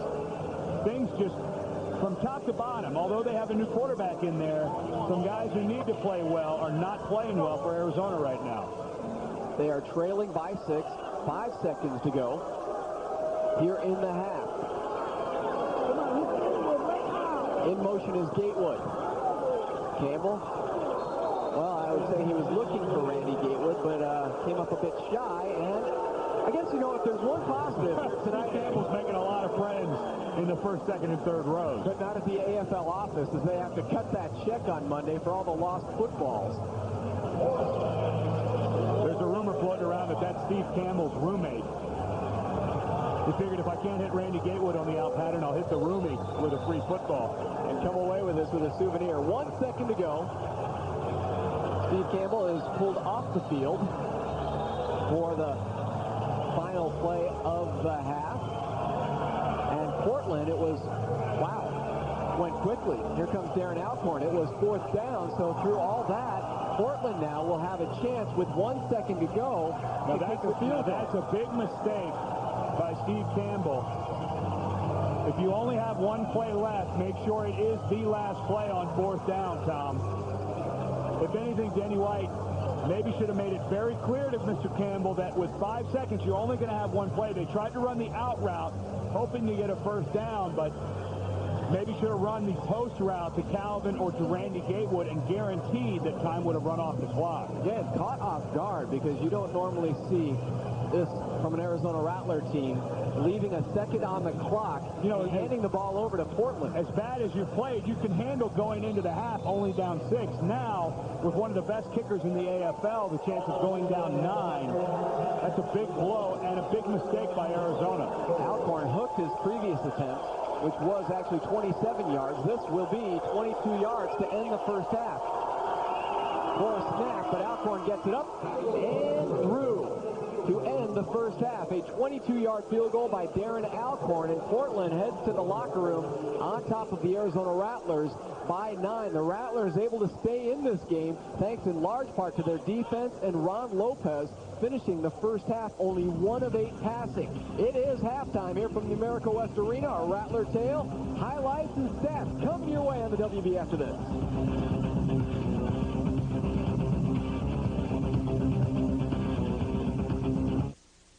If you're looking for... Cellular One was one of the first to bring you a cell phone. We'll be the first to bring it to everyone. The WB61 Rattler's Tale with Eddie Goins.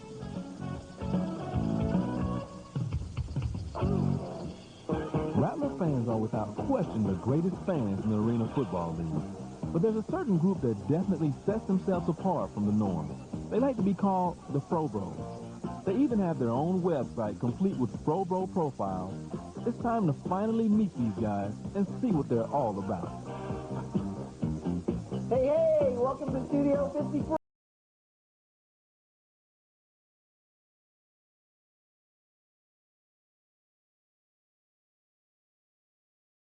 And practice their moves before hanging out at Hooters.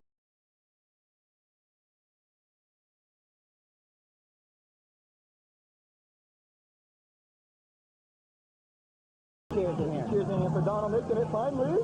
Donald. Better late than never. The Fro Bros convinced me to meet them at Hooters, but I had no idea what was in store for me. Fellas, the Fro Bros. What's going on? Hey, what's happening, man? What's happening? How's it going, huh? Looking good, looking good, looking good. We got a little surprise for you. Okay. Eddie Goins, we'd like to name you honorary Fro Bro Daddy Eddie. There you go, baby. Yeah. See a Fro Bro coming around, you know, he can wear a fro or not, you gotta be like, there you go, yeah, he's got it, he's got it. To be able to do this is one of the greatest things that ever happened to me. Yeah, see? You gotta love the hair. You gotta love it. Yeah. These guys have some crazy ideas, too.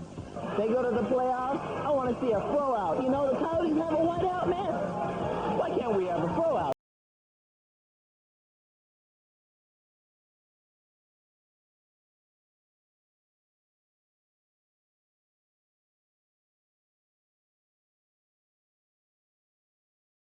Check this out. Look at this, man.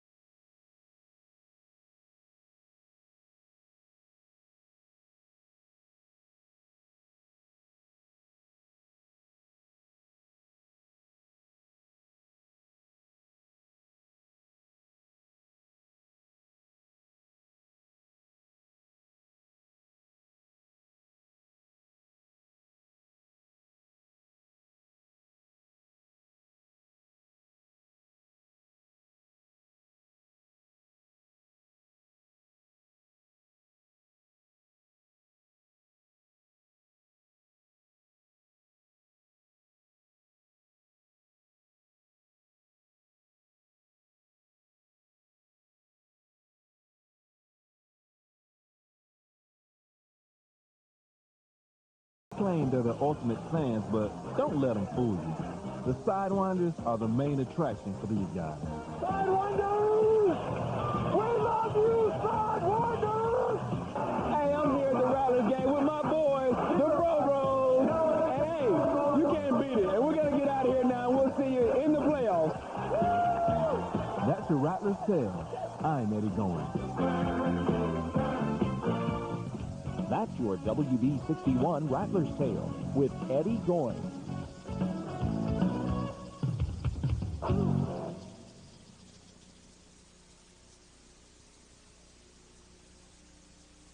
This summer, get away to London. Back here at the America West Arena, where the Rattlers are trailing the Portland Forest Dragons 24-15 in the regular season finale as the Rattlers get set for the playoffs next week here at the America West Arena. Tom Leander along with Ed Cunningham. We, of course, hope you enjoyed our Rattlers tale with the Fro Bros. Q-Tip and mine fits perfect, man. Net Bro are here. I get Net Bro, you get Q-Tip. That is some... I got a nickname for you, Tom. Yeah. You're Mini Fro Bro. Mr. Ed. Mini Fro Bro. Hold on, let me get my hair out of my eyes so we can look at the QB comparison. That is sweet. Thanks, boys. Are these, we get guys... Oh, we got our own stickers. Oh, look at too, that. man. Man, that's when you know you made it big. Right. We have our own honorary Fros. Yeah.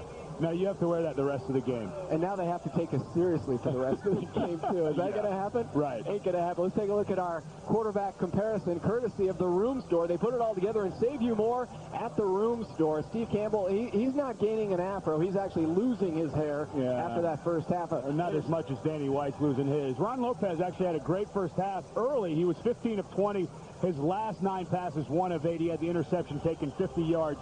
Returned for a touchdown by Randy Gatewood. But Campbell, 2 of 9 with an interception, didn't get a whole lot of help from his teammates, and even when he did, he misfired on most of his throws. And he's also been sacked for an 11-yard loss. He was hit 3 times and 2 fumbled snaps. So we'll see if the Rattlers indeed go with Lance Funderburk in the second half. Gila River Casinos with our halftime stats. Gila River Casinos, Arizona's biggest and best.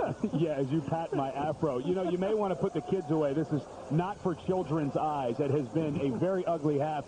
Arizona Rattlers come into the game averaging almost 290 yards of total offense. Well, when your top 2 quarterbacks go down with injuries, you get 30 yards in the first half. Only 1 touchdown on 5 possessions. They only managed 13 offensive plays. Things are not going well for Arizona. Offensive plays. We go from that to offensive.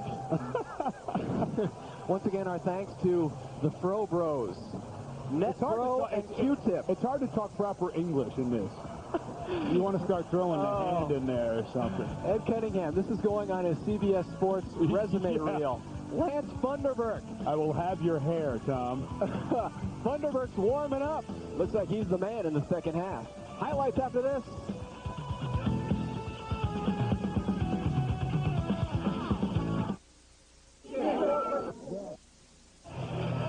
Time now for our WB61 fantastic plays of the first half. Kenyatte Morgan had 2 quick strikes from Ron Lopez. This one put him up 7-0. Only his second game in the Arena Football League. He looks like a seasoned veteran here. A blown coverage by the Rattlers. Morgan wide open for 6. So it was a 14-0 Portland lead. Steve Campbell on his first Arena Football League completion. Bo Kelly takes a hit and then keeps on hustling right into the end zone. Regardless of how this game turns out, this one goes on the highlight reel. Bo Kelly with a spectacular run for the touchdown. Then it was double trouble time. Randy Gatewood with the INT and go home 50 yards. Early in the game, this was really the only mistake made by Lopez, but it was a big one. He overthrew Morgan, and Lopez is not going to catch number 17. Randy also added a 2-point conversion. It was 15-14 Arizona, but back came the Portland Forest Dragons. Lopez to Bobby McGowens. Again, Carlos Brooks goes for the punch on the inside receiver. Does not rotate out fast enough on McGowens. McGowens 6'3", goes up, takes it in for 6 more for Portland. Darren Alcorn added a 22-yard field goal to end the first half, and that's where we stand. 24-15 Rattlers trailing Portland. The Fros are hot tonight. You want... Ready to start the third quarter with the Rattlers trailing the Forest Dragons by 6. Good news for the Rattlers is they hang on to the kickoff. They will have it to begin the second half. Darren Alcorn, all 250 plus of him, ready to pull into that one. And It is high, it is deep. Nearly over the net, but into the hands of Hunkie Cooper. Hunkie runs down at the 6. Waylon Harding neckties him and hunks down at the 6-yard line. That's where the Rattlers will begin that looks play in the second half. Suspiciously like a face mask penalty. So there is Lance Funderburk. We saw Steve Campbell in the first half, and now it is the rookie out of Valdosta State in Georgia, Division II school. Now that playbook for Steve Campbell started small, and now you bring Lance Funderburk. Now it's about 2 pages long. Nice and simple, like a quick hit to Randy Gable. Randy, long to midfield. Lance Funderburk, they really like his talent. He has a strong arm, but it was just the fact that he had only spent the past week at camp and at practice, which is the reason why he didn't start tonight. And this is what Danny White likes to do with young quarterbacks, is just get them, throw something underneath, a quick timing, 3-step drop, get rid of it. Randy Gatewood does a nice job, make the guy move, but really nice throwing motion by Funderburk. Steps into the ball, gets a nice zip on the pass. Wow, good pursuit downfield by Bowen. That's 2 big hits by him tonight. Check that, 3. He's laid 3 massive hits. He has been busy.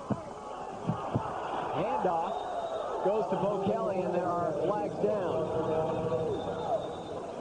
So Bo Kelly, who saw his Rattler season rushing record shattered by Bob McMillan. The old record was 161 yards. McMillan going for 180, and he's missing tonight. Illegal formation. Number 93 of the defense is playing too wide. 5-yard penalty.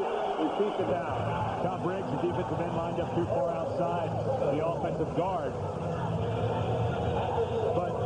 But when I talked to Danny White before the game, and we talked about Lance Funderburk, he said, this is the more polished of the 2 quarterbacks. We had him in earlier in the year for a little bit of a workout. He went back to Atlanta where he lives, came in this week.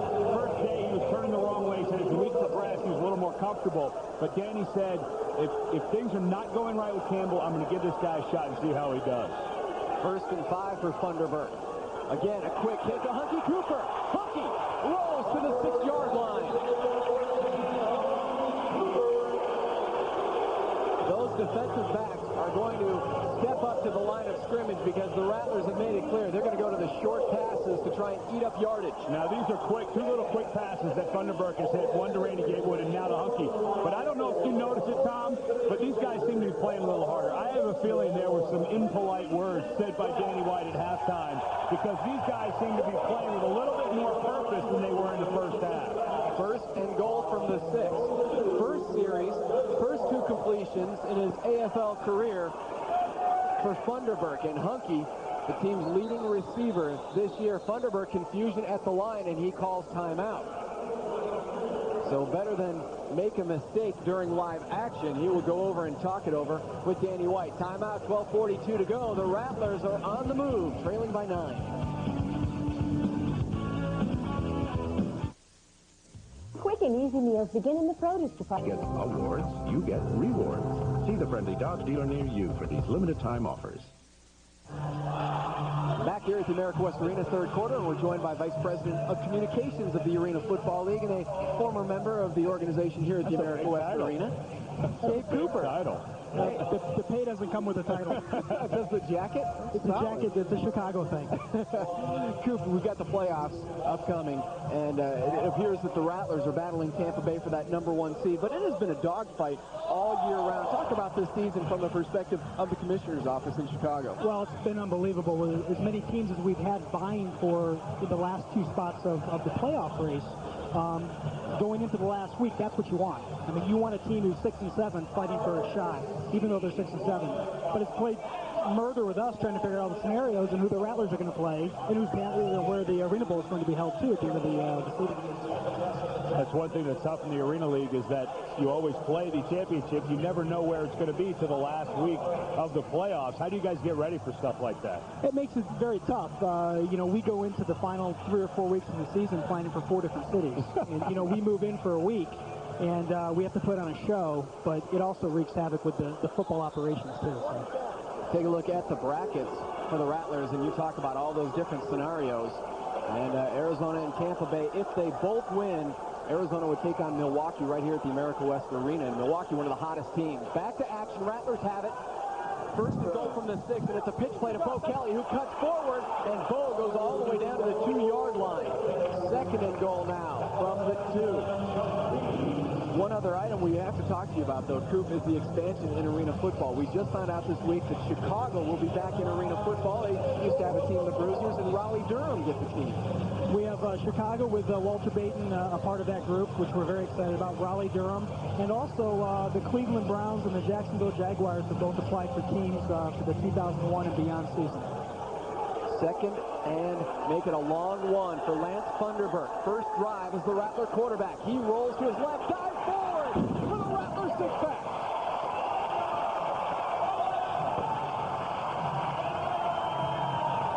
A little more efficient offense this time around, Ed. You know, you give some credit to Lance Funderburk. He completed both passes he was asked to throw, and this time does a nice job tucking up underneath the blocks of the offensive line and finding the end zone. The offense does seem to be working a little better, but let's go back to Steve Campbell. He didn't get the help that Funderburk got on this drive. Really, Arizona came out and played with some purpose on that drive that they didn't play with at all in the first half. A much-needed touchdown to begin the second half. Here's DeFelice on the point after. It is through and through for Richard DeFelice. $25 go to Rattler Charities, courtesy Lennar Homes. Back with more from VP of Communications in the Arena Football League, Dave Cooper. 11:22 to go. Lance Funderburk, first AFL touchdown on his first series. Rattlers just 2 out. Welcome to Cross Cutters. Place to start with parts. Back here with your Checker Auto Parts throw-to guys. And it's not been a very good night. No Rattler has more than one catch, so they put Bo up there because this went for a touchdown. It was a fantastic catch and run on a little screen play, but Arizona showing signs of life in the last drive. Lance Funderburk, the rookie out of Valdosta State, comes in, completes 2 passes, and runs it in for a touchdown. So Arizona, you know, they kind of struggled through the first half. Defensively made a few plays, but now Lance Funderburk seems to be the quarterback taking over for Steve Campbell. DeFelice, it is deep and nearly up and over the net, but into the hands of Mark Ricks. Hunkie Cooper swings and misses, but then second effort, Hunkie gets him down. Unfortunately, Tom, you only get credit for one tackle. You don't get both. You do get credit, though, for a missed tackle, but for Hunkie Cooper, he never gives up. Missed the first attempt and then stayed with it. But it was the pursuit of Arizona. Really, it's almost a totally different Arizona team you're seeing. J.C. Evans comes over and makes Ricks go back to the inside, and there's Hunkie Cooper never giving up on the play. But really, this is not the same Arizona team we saw in the first half. 11-minute mark of the third quarter. Rattlers with the first touchdown of the second half. Lance Funderburk sneaking in from 1 yard out. Ron Lopez, plenty of time, finally lets it sail. Incomplete, nobody near as Lopez just threw it away. But again, we're joined by Dave Cooper, Vice President of Communications of the Arena Football League. You guys also have a new league that is forming, a minor league system, Arena Football 2, AF2. Right, our fans have demanded that Arena Football be put into their cities. And this gives us an opportunity to go into second-tier cities like Little Rock or Shreveport, Louisiana, Roanoke, Virginia, places like that, and bring the same exciting product to those type of cities. Los Angeles will have a team next year, the LA Avengers. How is the #1 city, Los Angeles, receiving Arena Football? Are they excited for this product? McGowens pummeled into the boards. I'm glad I'm not against that board. That's why you're a VP of Communications. That's right. I'm a suit. Yeah. I tell you what, LA is going to be in a very exciting market. They're doing it the right way. We have a very, very competent ownership group, Casey Wasserman. And in fact, they have 140 guests here tonight, contest and so forth. So I think it's going to light a real fire under this league, too. And it's going to be in a first-class arena at Staples Center. So what a nice rivalry, too, with the Arizona Rattlers. And it really says something, too, because here's the city, Los Angeles, that's trying to get an NFL team back there and Arena Football moving to Los Angeles. So you mentioned that there are other teams interested. New Orleans has been out there. The affiliation with the NFL has really brought new life really to the Arena Football League, hasn't it? Absolutely. Ron Lopez and another souvenir. They are just having a ball here at the America West Arena, literally. Ed, I've lost count. That's probably 6 or 7 into the stands. And we mentioned that Steve Campbell might be fined by the league for the amount of footballs that he threw into the league. Who's cutting that check on Monday? Well, I'm going to have to talk to Commissioner Baker about this because his name is going home with a lot of men and women, which is a penalty flag. Penalty flag on the play, and Darren Kenny is getting called for a late hit. Not a dirty play by Darren Kenny. He was coming in late, could have pulled off, but he had a full head of steam. But Kenny is flagged there for roughing the passer. But again, I don't think that was a dirty play. He's just not able to stop himself. Coop, again, Arena Football League, the Arena Bowl will be on ABC for all to watch. Absolutely. Saturday, August 21st, maybe right here in Phoenix. 9:20 to go. First and 10, pitch play. And diving forward, then sandwiched, is Britt Bowen. So Britt Bowen finally receiving a little taste of his own medicine. He's been lashing out at Rattlers all night long, and that time pancaked. Darren Kenny, who got called for that penalty a little while ago, we talked about he was sick, lost almost 30 pounds. I saw him last night. It looked like he put 50 back on. Said he didn't have any problems putting the weight back on. All last night he put the 50 on? I think so. He had about 12 dozen wings in front of him.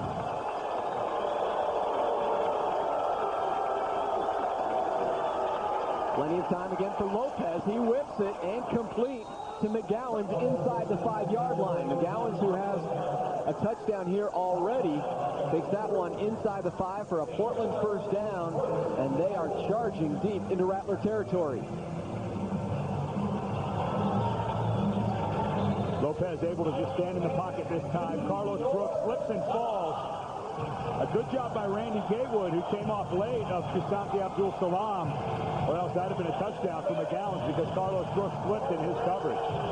Now Morgan and McGowens both with 6 receptions leading the way for Portland. First and goal from the 4. And it's Lopez on the keeper. Lopez stops shy of the goal line on that rumble left. He is a big fella. Yeah, and he's gimpy a little bit. You know, when you run the reason you run a quarterback sweep is so that Britt Bowen then becomes the lead blocker. He gets a great block on Hunkie Cooper. Good pursuit from inside out. Jason Bohovic is there. Darren Kenny was there. But, you know, you've got to teach your quarterbacks, don't run for the gaster boards, man. Try to stay in bounds, or big guys are going to plaster you up against that wall. You see that defensive front. Sebastian Berry, Darren Kenny. Bohovic from his linebacker position. They will try to plug the holes for Lopez. Again on the keeper, and again stopped short. Hunkie Cooper, one of the first to meet him at the 1-yard line.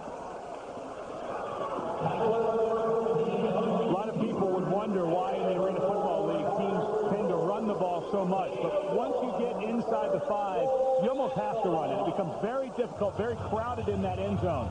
This time they try to run the same play. Backside linebacker Hunkie Cooper, nice job. Carlos Brooks on the scene to make the tackle as well. But it's very difficult once you're inside the 5 to throw the ball. Arizona Rattlers with the #1 rushing defense this season. So far tonight, Portland has run the ball 6 times for only 13 yards. Third and goal. Lopez, third straight time on the keeper, and he loses yards. That is why Doug Kay's defense is #1 at stopping the rush.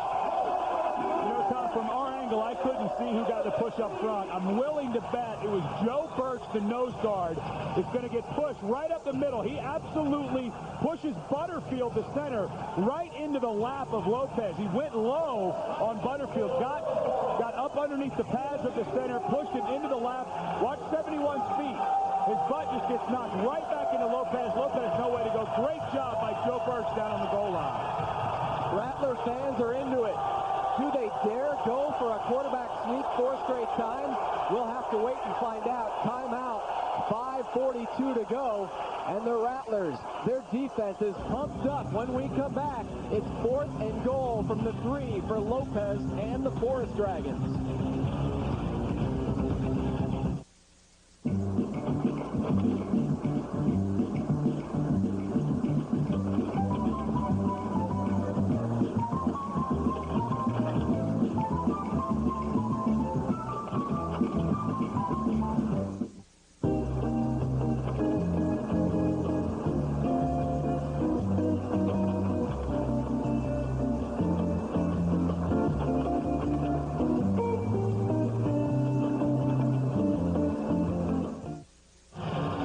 Once again, Rattlers' quest for their third Arena Bowl title will start next Saturday right here at the America West Arena. An early start, 12:30. Get in for the good seats that are still available for the first-round playoff game. Opponent to be determined. Jackson's on third. Hosts the pregame party starting at 10 a.m. It is getting loud in here. Time to grab the headset. Yeah, it's fun for all ages, but you've got to protect those little infant ears. That is a well-prepared mom. Hey, she didn't want to miss the fun. She couldn't get a babysitter. It might be the babysitter. Good point. Babysitter said, I'm taking the kid to the game. 4th and goal. Lopez will pitch it. Morgan is stopped.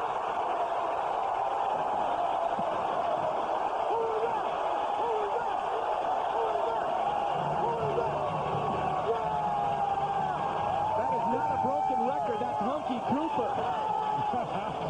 It looked to me like Kenyatte Morgan was going to find a seam into the end zone, and just as he goes to jump in, number 96, Tony Henderson, Cedric Walker's there, and Jason Pahopic.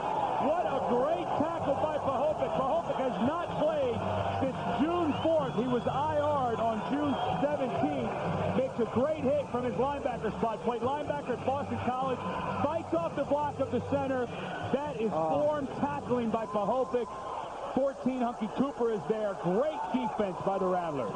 They had it 1st and goal from the 4-yard line and unable to score. Randy Gatewood rolling ahead to the 18-yard line. Give him the first down. Lance Thunderbird doing the job now, 3 of 3 passing. Here's what you have to know about this game, Tom, is that Arizona, if they lose, they are the number 4 seed, which puts them in the same bracket as the number 1 seed. If the number 1 seed is Tampa and the Rattlers win in the first round, they would have to travel to Tampa to play in the semis, and Tampa Bay is not a place you'd like to play. Good to see Lance Thunderbird playing this well in the second half. Thunderbird, this one nearly intercepted by Barry Dillard. So now Thunderbird, 3 of 4 passing, 45 yards, and the rushing touchdown. 2nd and 10 for the rookie out of Valdosta State in Georgia. But you just get the feeling that Danny White made it abundantly clear to his team that, guys, there's a lot at stake here tonight. If we win, we're guaranteed at least the 2nd seed, which means we're home for the 1st and the 2nd round. If we lose, guys, we got to go on the road after the 1st round. That's not something you want to do. 4-minute mark of the 3rd quarter. Pahopic shoved out of bounds in Portland territory. The man who made the hit on 4th down now reels in the short hitch pattern from Thunderbird. Danny White has basically run 3 plays this entire second half. This is the 3rd. Just a quick little out. Thunderbird takes a little shot. That's all right. Welcome to the Arena Football League. But just a quick pass. Pahopic has the blocking responsibility. He leaks out of the backfield. Nobody from Portland there. Tries to get to the outside. Barry Dillard able to knock him out of bounds. But a very small playbook for Arizona right now. 14-yard gain. It's coming to us, Ed. Oh, just short. Calvin Schexnayder. I'm coming in your lap, Tommy. I'm coming in your lap. Coop, you bring the mitts? Bring the stickum? All I got in my hands, baby. Came up just shy. Ed actually went under the table. I was diving behind you. Hey, I retired from the NFL back in '96 for a reason. I don't want to get hit with a helmet anymore. Coward. Yeah. I'm protecting the former NFL lineman. That's bad. 2nd down now for Thunderbird. It's Cooper on the fly. Lance, 1-step drop. Hits Hunkie. Hunkie still has it. Power down. Oh, nailed there by Dillard and Dan Juan McGee. But Hunkie Cooper to the 5-yard line. And then some punishment. You know, Tom, you can just feel this crowd getting into it, though, and it's because of individual efforts like Jason Pahopic had on the goal line, Hunkie Cooper now has on this catch. By all rights, Hunkie Cooper should be tackled right there by Mark Ricks, and then once again, he should be tackled right there by Coughing Banks. But it's just the extra effort, and let's take a listen. If you don't think Hunkie's tough, listen to this.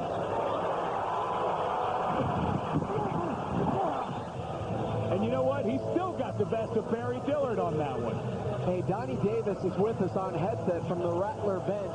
And, Donnie, you have to be impressed by Lance Funderburk here in the second half.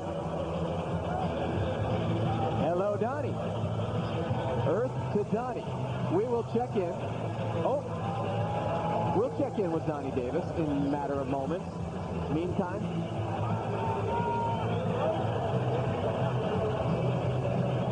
Lance Funderburk has really put together a third quarter. It's been very impressive. He's only got one pass. I think we do have Donnie dialed in. Donnie, you have to be impressed by Funderburk. Yeah, Lance is doing a real good job. He hasn't been here too long, but, you know, coach is making the right calls, and Lance is executing. Johnny, it had to get rather loud there in the locker room. It seems this team's playing with a little more fire than they were in the first half. Yeah, coach came in there and said if we just did the basic football, block, tackle, and make the plays, we should win this game. Lopez loses it. It's recovered by Portland. Oh, Johnny, that one hurt. Yeah, that's going to hurt. That's not one of the basics that coach was talking about. But, you know, things like that we have to come back from, and I think we can do it. Jason Bohopic, what a tough break. He's the one that made the hit on 4th and goal and then just reeled in a screen pass. Donnie, what is your situation? How well prepared are you going to be physically for round one of the playoffs? Well, when the playoffs come, everything is out the window. And right now I'm on a real strong rehab program. My ankle's coming along really well. I have a lot of support from the guys and everyone else. So come Saturday or Friday or whenever we hit the field, I'll be ready to roll. That was a nasty-looking injury against Milwaukee. They call it a second-degree sprain. How much mobility do you have right now? Lopez flushed out of the pocket, and he connects. Oh, to the 1-yard line goes Pete McFadden. Sorry, Donnie, but in arena football, you can't blink, and sometimes you have to cut off the conversation. McFadden all the way down to the 1. Lopez was in serious jeopardy from his own end zone and still got it off to McFadden. Portland very lucky because number 55, Jose Munoz, gets away with a hold on Joe Burgeon. Birch and Henderson nail each other. But Pete McFadden gets Carlos Brooks beat deep, almost able to keep his feet down on the 1-yard line. Good effort by McFadden after the catch, and a good throw by Lopez as he was flushed out of the pocket. Hang on there, Donnie Davis. 44-yard completion to McFadden, so it's 1st and goal. Oh, we've seen this before.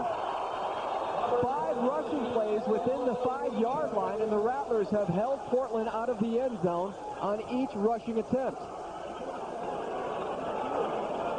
You have to think at some point they're going to go to the pass. Bob Cortese might try to throw it in. The offensive coordinator, Doug Kay, just daring him to run it. There's Cortese, who actually coached head coach Stan Brock back in college in Colorado. And Brock brings him over, second season as O-coordinator in Portland for Cortese. And now he's trying to figure out how to mash it into the end zone inside the 5-yard line.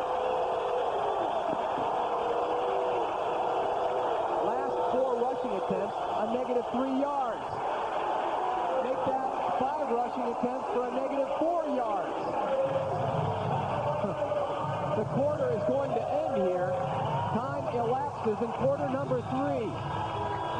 The Arizona defense will not allow Portland into the end zone. It will be 3rd down and goal once again for Portland. The Rattler D is sticky. And Cedric Walker came off of his responsibility from the right side of your screen. Watch him sneak in, come in for the tackle. He read that it was a running play. What a heads-up play by Cedric Walker. Come off your pass responsibility and play the run.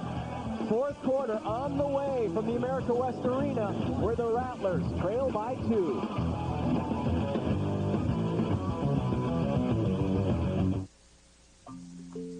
It's the way juicy turkey breast and crisp bacon, or tender steak and melt.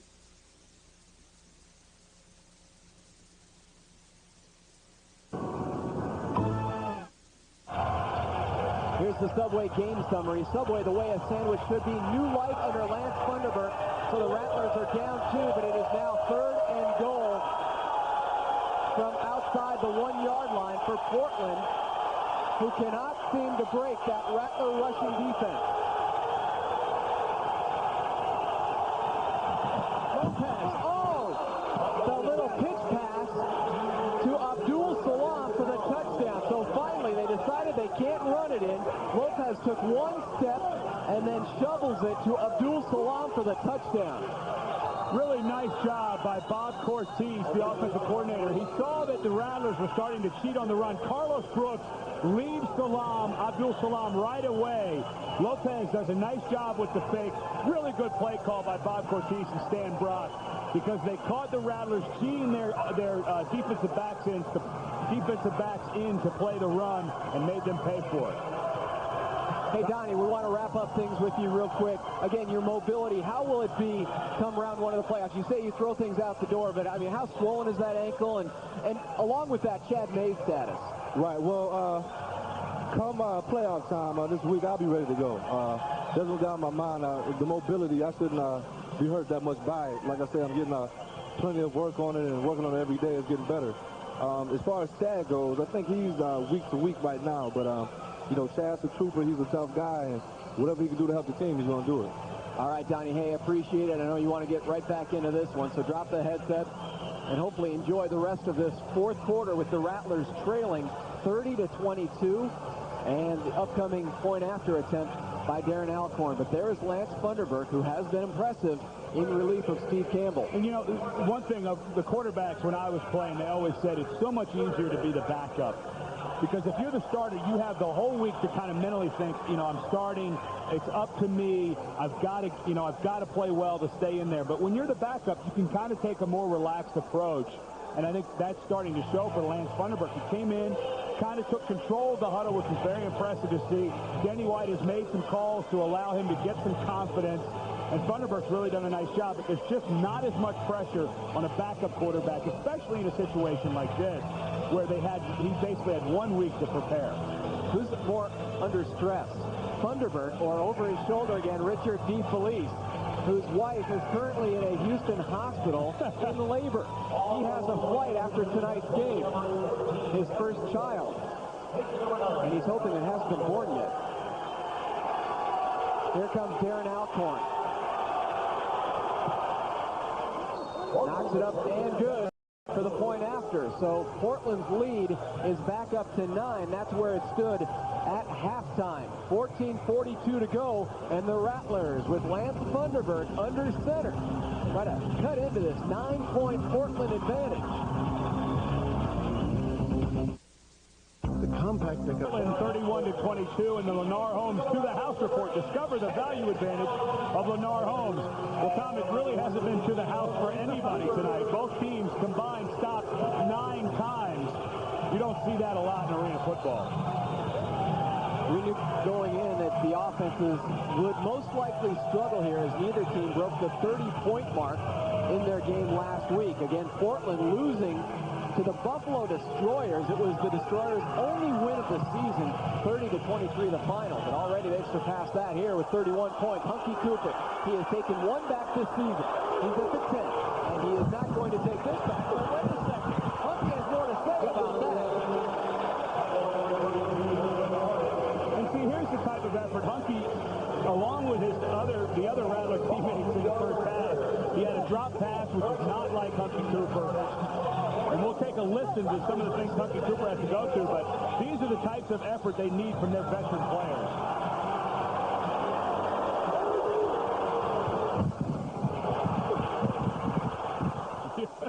A lot of oohs and ahs in there.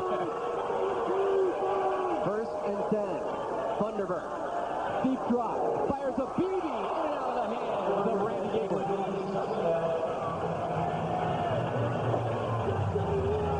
We were alerted to the arm strength of Funderburk, and Randy Gatewood will attest to that. Funderburk is not a small fellow himself. Campbell at 6'8", 260. Funderburk, all of 6'5". Works as a personal trainer in the Atlanta area when he's not playing football. He's going to take a little shot from Butterfield, the nose guard, towards the end of the play, but still steps into the ball. Just looks a little more confident in the pocket than Steve Campbell did there in the first half. Has there ever been a player more appropriately named than Butterfield? You look at the size of him. Funderburk had trouble with the snap, but then regains his composure and completes it to Calvin Schexnayder. Only Calvin's second reception of the night. There is a flag down. Defense, number 18 was out of the box. Penalty is declined. First down. Bobby McGowens, the linebacker, snuck a little too deep into the defensive backfield with the isolation of Calvin Schneider. How would you like to cover this one-on-one, Tom? Comes out of his break as good as anybody in the league. Waylon Harding actually has good coverage. A very nice ball. The timing was perfect by Thunderberg. And, you know, that's the hardest thing. Forget about the playbook. That's the mental side of the game. But getting used to the routes that guys like Calvin and Randy Gatewood and Hunkie Cooper and the timing, because it's all timing routes and that underneath stuff. Shakes on the fly, offsides. It would have been a freebie for the Rattlers, but... And thankfully it is a freebie. Trouble with the handoff, but there was a reason for that, as a blatant offsides penalty against Portland, unless he was drawn off. If there's a time for a freebie play, it's when you fumble it and the other team recovers. Offside at 93. Tom Briggs. Penalty. First down. Still first down. Thunderberg now 6 of 9 passing, 88 yards. Confers with his head coach, Danny White. Yeah, you could probably say he was offside. Thunderberg goes to the toss pitch. Bo Kelly was looking for the handoff. Now that is not knowing your playbook. And that's a lucky break for the Rattlers. So it's 1st and 7. Here in the 4th quarter, Arizona down 9. Randy Gatewood nearly caught that one right in the helmet, and a flag is down. Could be pass interference. Gatewood had just broken his route. Hadn't even glanced up, and the ball was coming right at him, right at his mask. Illegal defense, number 40, was out of the 5-yard penalty. First down. Now Britt Bowen, the other linebacker, is called for being out of the box. Portland's made quite a few mental errors. Of course, you mentioned they have 16 rookies on a squad of 20 players, so they're going to be asked to make a few mistakes as these guys learn this game. It is quite a bit different than what I love Doug Kay refers to the other game as outdoor football. Of which Stan Brock used to play. So it'll be 1st and 10 for the Rattlers, who have won 9 consecutive regular season games here at the America West Arena. Thunderberg!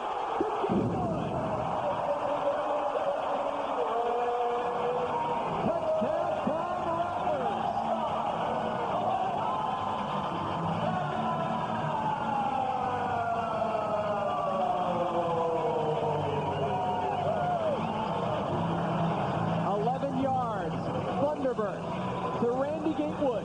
Here's what I like about Thunderberg. Although this ball is slightly thrown behind Randy Gatewood, it gets there in a hurry. There's no hesitation on an out route. If you throw that ball soft, it's going to get picked off and go the other way. Thunderberg has a very lively arm. Here comes DeFelice. Point after, catches the metal and bounces away. No go. So the Rattlers are down by 3 instead of 2, but Randy Gatewood with his 15th touchdown reception of the season.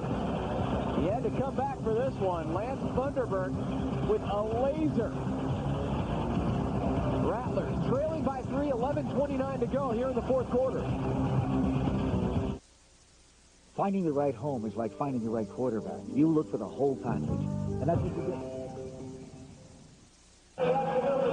With the Rattlers trailing by 3, it's time now for our Truly Nolan stinger of the game. Truly Nolan, your hometown exterminator, and Campbell exterminated by this hit by Bowen. Your first game in the Arena Football League, you kind of forget the boards are there until Britt Bowen says, you know what, those boards are there for a reason, to stop you from going into the crowd. And Steve Campbell, obviously very dejected, was replaced in the second half by Lance Thunderberg, who's come out and really played well for Arizona and given this crowd and the team some life.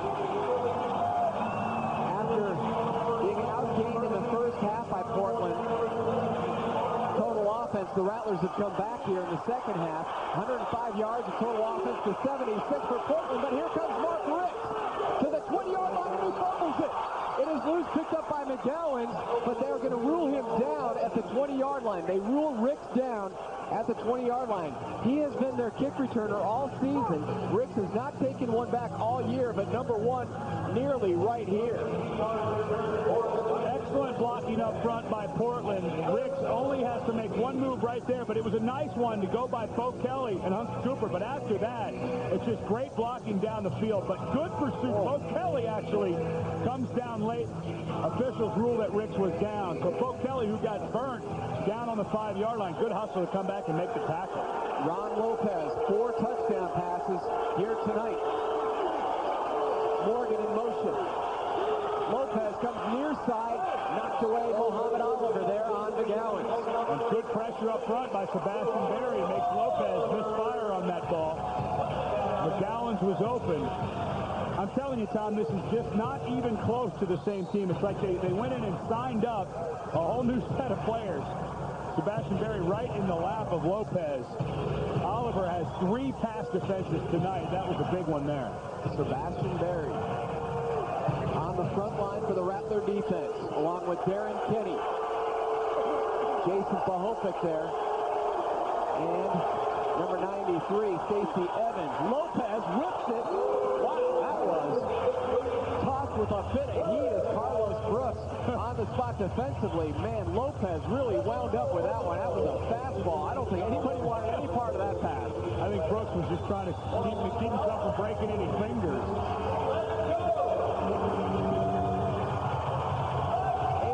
deflections now for the Arizona Rattlers. It's getting a tad noisy in here, isn't it, Tom? What, Ed? Been a totally different half for Arizona. They got blown out in the first half, and they're doing the same to Portland this half.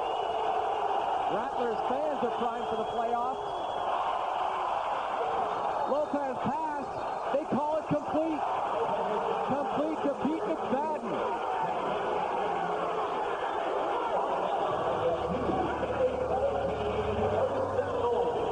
Cedric Walker playing it very conservative, had to stay behind McFadden the whole way. So difficult when the guy in motion is running at you full speed. Whoa, Tom. The fans may have something to boo about there. It looks like that ball may have slid out and hit the turf before McFadden had a hold of it. Well, this is familiar territory for Portland. Last time, they tossed it into the end zone. Lopez again wins it, incomplete. Stacey Evans able to knock that ball down at the line of scrimmage. They have not been able to run it inside the 5-yard line, but on their last possession, Lopez pushed it into the end zone on a shovel pass. A great job by Arizona tonight. That is 9 pass deflections, 5 of them by the defensive line. Stacey Evans this time times his jump. Wasn't able to get to the quarterback, so he timed his jump and knocked it down. A good job by Arizona so far tonight. 2nd and goal from the 2. Britt Bowen in the backfield. Lopez will throw it again. Whips it incomplete. Coverage by Muhammad Oliver. He has been great on top of McGowens all night. Bobby McGowens, a big physical receiver at 6'3", 218 pounds. Muhammad Oliver does an excellent job bodying up on him right on the goal line and just throws up the timing that Lopez is trying to get with McGowens. Good job playing physical by Muhammad Oliver. Bros leading the charge for the fans. Portland 7 of 10 on 3rd down conversion.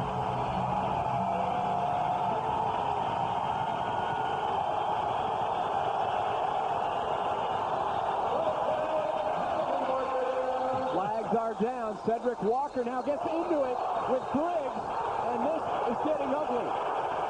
Now, Tom, here is a big lesson for any high school. Oh, down goes an official. Cedric better calm down. Right now, Cedric Walker got lucky.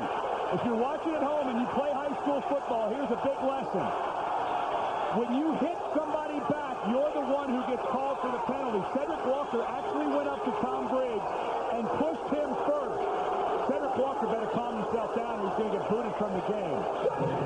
Danny White and Doug Kay both out on the field. But Tom Briggs made the mistake of, after Cedric Walker shoved him, of taking a shove at his face. Probably going to have offsetting penalties. But offsetting dead ball personal foul. Tom, that is the proper call by the the officials. Cedric Walker hit Tom Briggs first. Briggs retaliated. If Briggs does not retaliate, it's a penalty against Arizona. You've got to keep your composure. Cedric Walker has to get himself under control now. They need him to play good defense. That's what Cedric Walker got so upset about, is because he was thrown to the turf, but really it was just Briggs retaliating for Walker hitting him first. Watch the official take a sticker right there, though. And that's when it gets dangerous, because an official, although that was an accident, could turn around and throw you out of the ball game for that. That took incredible restraint by the official not to throw a flag when he went down. 3rd and goal from the 5. Timeout, Portland.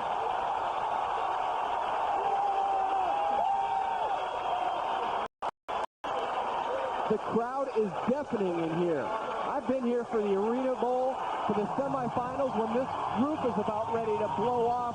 They are as loud as they have ever been. Rattler fans, timeout on the field. 6:53 to go here in the 4th quarter, and the Rattlers trailing by 3. Fans on their feet, and they are generating some serious noise.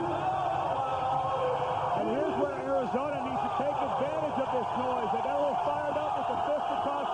They need a big play here.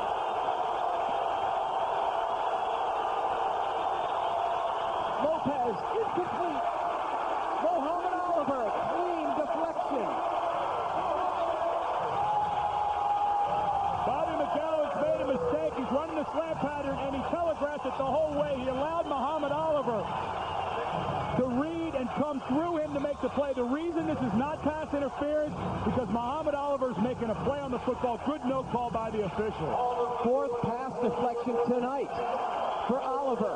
And on comes Darren Alcorn, a 24-yard attempt for the AFL's all-time leader in field goals in a season. Give it to him. Alcorn is solid from 24 yards out, and he hushes the crowd. 5:54 to go, but the Rattlers are only down 6.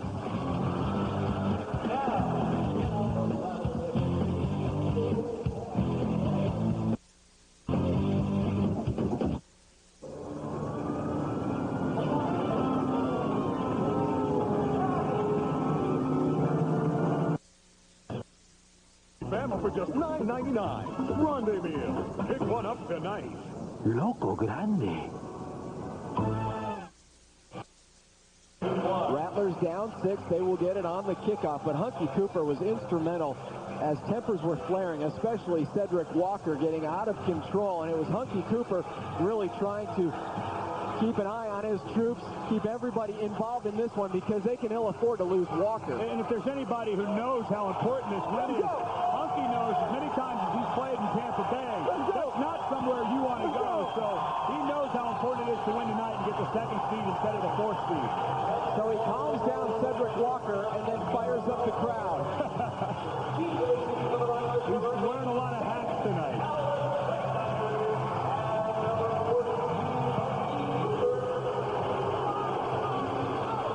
Tough bounce off the net.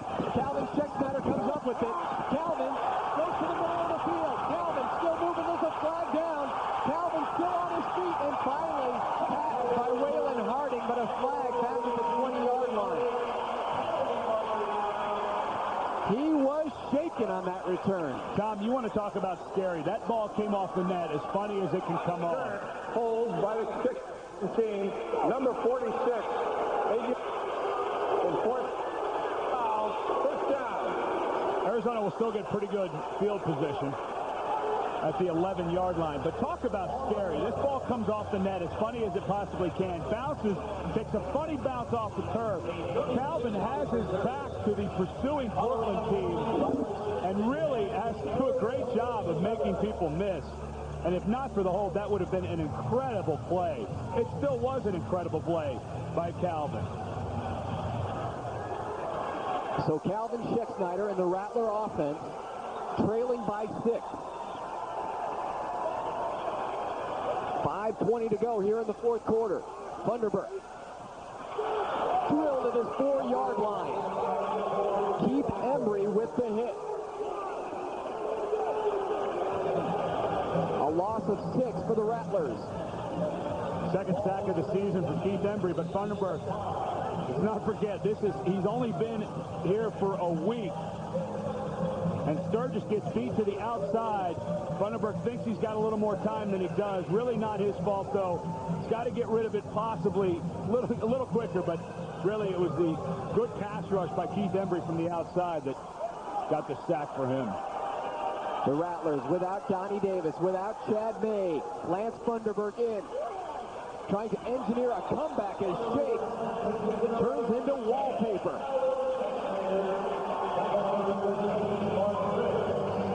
And those dasher walls, they come screaming at you. And Danny White, as soon as Funderburk threw that ball, started saying, no, no, no, because you can't throw that out route that late. Especially when you got a guy like Calvin Schexnayder. You really don't need a guy like that going full speed into the boards. If you're going to throw the out route, you got to throw it a little earlier in this league, because it's not like you can just take a stroll out of bounds. 3rd down and 9. 3rd reception tonight for Schexnayder. Funderburk whips it over to Mohamed Oliver, and he nearly went into the Portland bench. Wow, that takes some guts to go in the air knowing your defender is right there, and Oliver paid the price. Not that I ever questioned the toughness of Mohamed Oliver, but the last 3 or 4 plays, he's shown he's one of the tougher guys on the team. This time he gets thrown into the boards, ribs on top of the board, and just, I'm all right, I just go back to the huddle. And he had 2 big plays down on the goal line, forcing Portland into a field goal attempt. Broke up 1 play on a fade route and had a great play on a slant route against McGowens. 4th down with the Rattlers trailing by 6. Ball game in the balance. Intercepted by Mark Ricks. Here comes Mark Ricks all the way in for the 6. Huge defensive play for the Portland defense. Rattlers go for it on 4th down, trailing by 6. Now all of a sudden they're down 12. Wow. You thought Darren Alcorn hushed the crowd. How about Mark Ricks? Hunkie Cooper's the go-to receiver the whole way. This ball just poorly thrown because Hunkie had enough space for the 1st down, threw a nice move on Riggs, but that ball just poorly thrown by Funderburk. Riggs brings it in for the 6. Alcorn to try to make it 13. And he is right down the middle. 41-28, 2:25 to go. 2nd interception of the night for Mark Ricks. He picks off Lance Funderburk, and now the Rattlers really have their work cut out for them. Playoff implications on the line. Boy, it's going to take some type of comeback here in the final 2:25. The WB61 TV dinner takes you 6 degrees to Bart Simpson. Roseanne plays a person of the same name in the sitcom Roseanne. She has a daughter, Darlene, played by Sarah Gilbert, who is also the voice of Laura, the babysitter of Bart Simpson. One more time. Bob Saget stars on Full House. He's done comedy work with George Wendt from Cheers, who guest stars as himself on The Simpsons in a bar visited by Homer, the father of... The mental pain of throwing the INT written all over the face of Lance Funderburk as we look at the playoff implications that Ed has been talking about all night. The AFL playoffs begin next week. If Arizona loses tonight, Tampa Bay wins tomorrow night against New England, then Arizona becomes the number 4 seed. They host Nashville, and Nashville really, over the last 4 or 5 games of the season, has been probably the best team in arena football. But the biggest deal is now they are in the bracket with Tampa Bay, so if Arizona beats Nashville at home, they then have to travel to Tampa Bay for the semis. Coming into this game, in their last 8 games, the Rattlers had only 1 team pile on more than 40 points on their defense, and that was Nashville, as you saw the score there. 64 points in the overtime victory by the Rattlers. Now, it's not quite panic time. You got 2 minutes, 20 seconds left. You've got 2 timeouts left. Not quite panic time, but you got to start thinking about taking some shots down the field with Calvin and Randy Gatewood.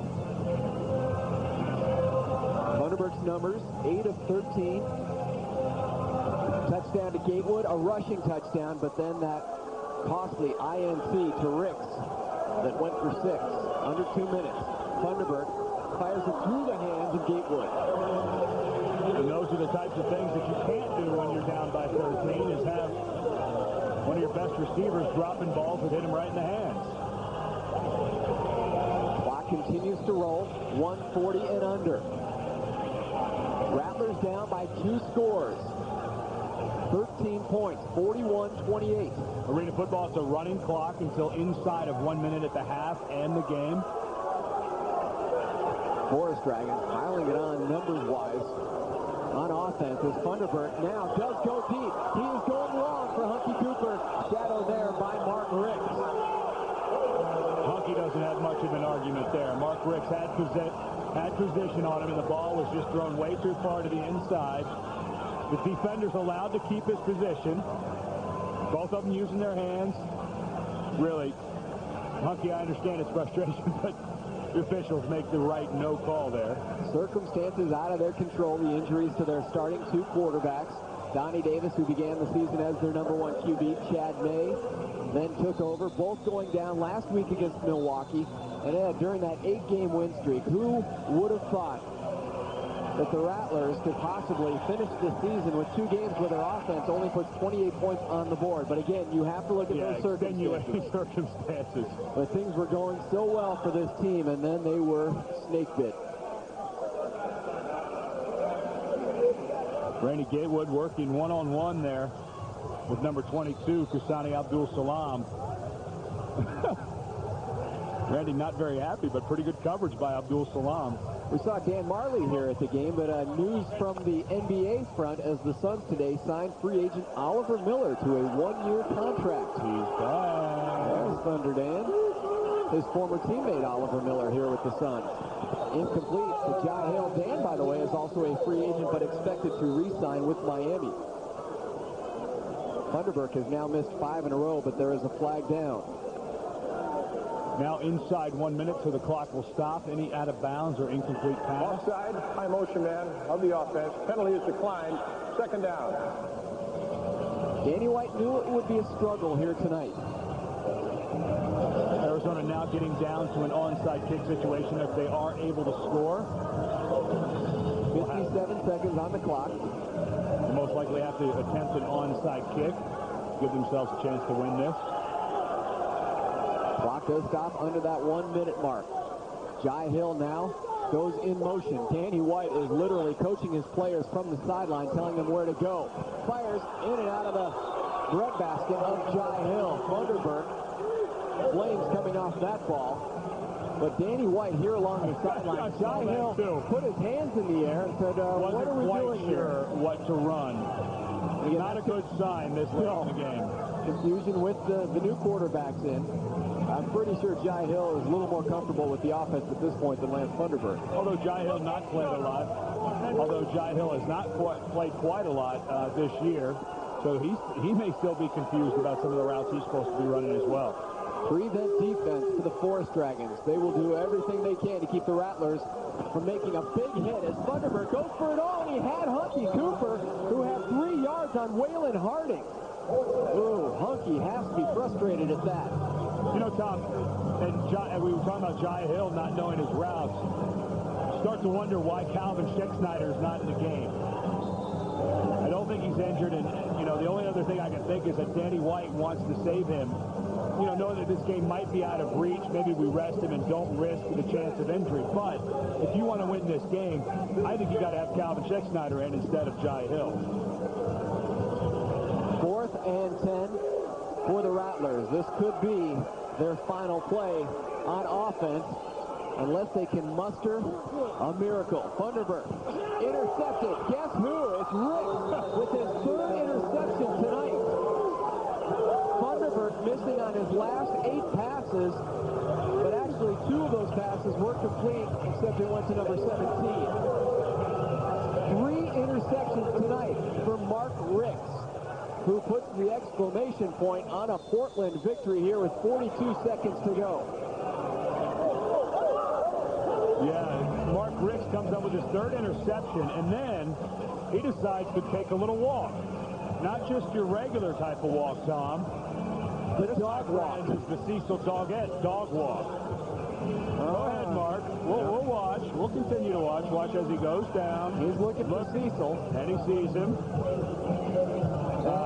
We ran out of tape there at the end. That hurt. He's seen enough. Cecil Doggett has seen enough. Cecil has received the trademark for that dog walk, and all indications were that he did that in Portland, and now Mark Ricks right back at you. Can't blame him. This is a very good win for Portland. First time in the history of this franchise that they will end the season at 500-7-7 and give Stan Brock and his staff a lot of credit. You mentioned earlier in the game, 16 rookies on this roster. Ron Lopez completes it for the touchdown. Tasani Abdul-Salam, Randy Gatewood. And Coffee Banks gets away with a hold on Randy Gatewood, and you get the feeling the officials just want to wrap this thing up and go home. Gatewood was tackled at the 1-yard line as he was in pursuit of Abdul-Salam. But you're right, I think the officials have packed it in here tonight as well. They've got a plane to catch. Them and Richard Felice. Yeah. Abdul-Salam, but watch at the very end of the play.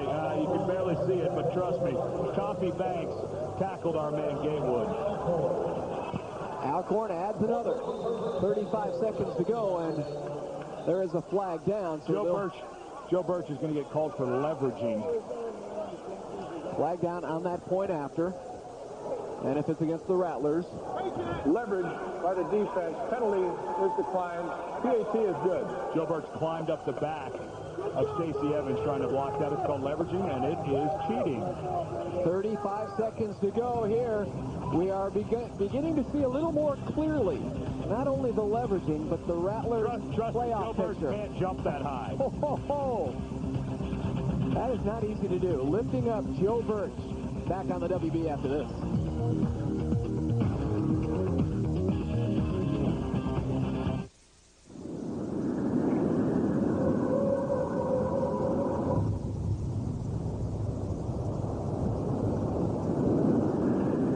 Cellular One was one of the first to bring you a cell phone.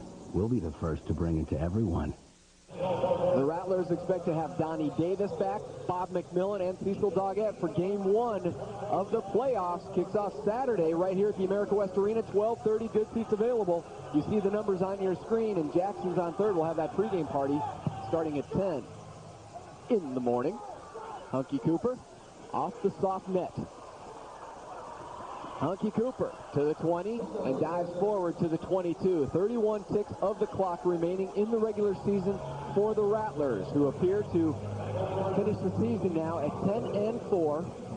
It will be their one and only home loss here during the regular season, but if you are just tuning in, you've missed the extenuating circumstances, and there are many. Well, as Arizona goes limping into the postseason, they will host next Saturday at 12:30, the Nashville Cats, Andy Kelly and company.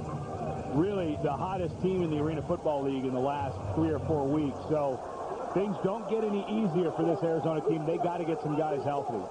And like you said, give credit to this Portland team that really came out with some fire. Oh my goodness, 4 interceptions tonight by Mark Rick.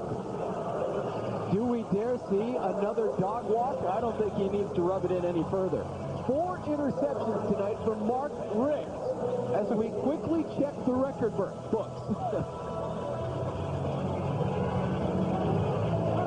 That is definitely a Portland record for interceptions in a game. Ties a record. You know, that will definitely get you a shot at AFL MVP of the week. Again, just a poorly thrown ball by Funderburk. Came in and played very well through 3.5 quarters just here in the second half. There's another ball boy taking another a unsung shot. hero. So the 4 interceptions by Ricks is a Portland record and ties an Arena Football League mark. And once again, Ed, it has been an absolute pleasure.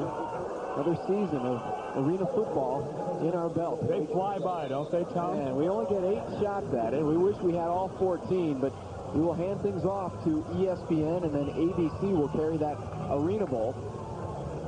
Chad May, this is a tough one to swallow. He was really coming on as the Rattlers' new starter in place of Donnie Davis, and that transformation took place in Portland during that Forest Dragons game. And the fumble on the snap appears to be the the Rattlers have landed on it at the 1-yard line. 19 seconds to go. And yes, indeed, Kelvin Ingram in possession of the ball. You know, you never want to say it's over, but 19 seconds down 20. With a quarterback who... I think it's ice. Well, as Lopez goes to throw it, Britt Bowen, the fullback, comes up for his blocking responsibility and takes the ball right out of the hands. I don't think that Britt Bowen will get credited with a forced fumble. I think you have to be on defense to get that. And that's Tom Briggs, who got into it earlier with Cedric Walker, still down on the ground. It's been a tough game today, Tom. These guys have been battling from start to finish. And, you know, those little extracurricular things when you're down around tussling on the ground, those take more energy than playing the game. When I used to play and we'd be in training camp, I remember back, we had training camp one year with the Oakland Raiders. And literally, there'd be a fight after every play. And I'll never forget, Howie Long came up to me and he grabbed me and said, hey, I was a rookie at the time. I said, hey, rookie, let's go get some water. You're going to waste a lot of energy getting in all these fights. Best advice I ever got. Portland still had plenty of energy, especially that guy, Mark Ricks, and his 4 interceptions. And Hunkie Cooper, always the professional. Hunkie always has respect for guys who play hard. You know, even when Hunkie gets cheap-shotted, he very rarely gets up and tries to start anything. He just gets up, dusts himself off, and goes back to the huddle. A lot of respect for Hunkie Cooper. You hear the conversation underneath with Hunkie and Mark Ricks. Just wondering if he's going to say anything about the dog walk. Poor form. Poor time. Give him a grade on his dog walk. We'll take a quick timeout. Final 19 seconds here on the Rattlers regular season. It's 48-28. Portland, the Rattlers will have it from their 1-yard line when we come back.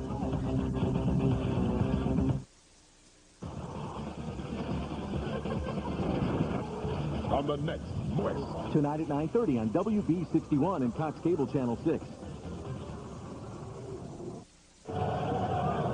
The story of the evening coming in was the quarterback situation. Steve Campbell out of ASU starting and then handing off to Funderburk, and their combined numbers there, the glaring statistic, 4 interceptions. Combined, Donnie Davis and Chad May had thrown 8 interceptions together over the entire season. So, as one of my favorite broadcasters likes to say, boy, oh boy, Tom Brenneman. Tough night for Steve Campbell. Funderburk came in and played very well in the 3rd quarter and partway through the 4th, and then things began to unravel for Mr. Funderburk. But Danny White knew it'd be an exciting ride tonight. When we talked to him before the game, he almost had a really good positive attitude considering what was going on. He understood the importance of the game, but you know, he said, what can you do? You know, you just got to go out, get these guys as ready as you can to get them to play. And it's not like outdoor football where if you've got a Jerome Bettis or somebody like that and you have a new quarterback, you just turn and hand it off 40 times. That just does not work in arena football. And even the Rattlers version of Jerome Bettis, Bob McMillan, is sidelined tonight. The handoff to Tony Henderson, who rolls into the zone. And for an offensive lineman, or offensive defensive lineman, that is his 2nd rushing touchdown of the season. Big number 96 has also caught a couple of passes. But this one, the hand to the Rattlers version of, well, not Jerome Bettis. How about the Fridge? He's not as bad as the Fridge, no. he won't enjoy that comment when he gets home. Good job. He gave him the nice basket to hand the ball off. Good job by Stacey Evans. He got number 55, Jose Munoz, turned inside. And I would say Tony found the daylight, but his head was tucked down so low, I don't think he could see any daylight. Mr. DeFelice, boy, you're talking about missing flights. This has to be killing him. I don't know what time his flight is, but he was not banking on the prolonged final minute. No. He wants out of here. He may wind up on that plane with pads on. We thought the officials wanted this game to end, but there's somebody else who wants it to end more than they do. Richard and his wife expecting and in labor right now in Houston. Cannot end soon enough for number 10, who has come on this season to spell Kyle Pooler, yet another one of the holes that the Rattlers were forced to plug. Kyle Pooler going out with a hernia surgery, actually going back for a 2nd operation. And with 16 seconds to go, it is now a 13-point edge for the Forest Dragons. they will finish their season at 7-7. Rattlers 10-4, moving on to the first round of the playoffs. And Danny White now has an interesting decision to make with Lance Funderburk and Steve Campbell, because you expect Donnie Davis to be back for the first round of the playoffs. Who does Danny White keep around as the backup to Donnie Davis? You get the feeling, even though Funderburk has thrown 2 interceptions late in the game, you get the feeling from the performance tonight that it'll be Lance Funderburk. Hand it to the Rattler faithful who have stuck around for this one. Still on their feet. Tom, if I wouldn't get paid, I don't think I'd be here. Frobros, where else are they going to go? They wouldn't be allowed into any restaurants. They might as well stick around here at the America West Arena.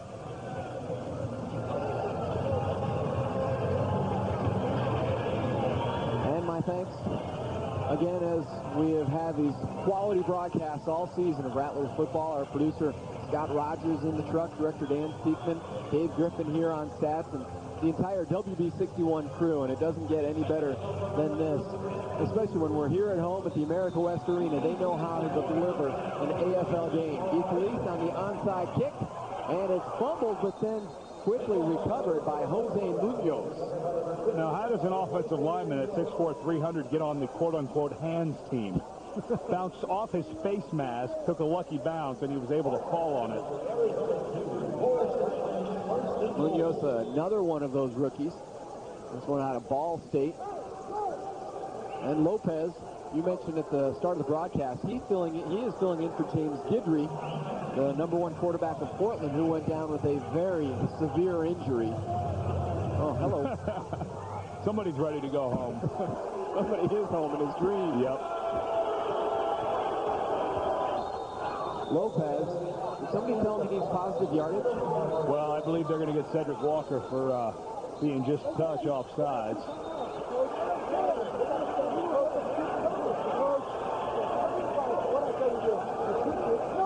Defense number 5, offside. You want to talk about frustrating, too. A Portland team coming in here, and you wonder why they were so upset, so ornery.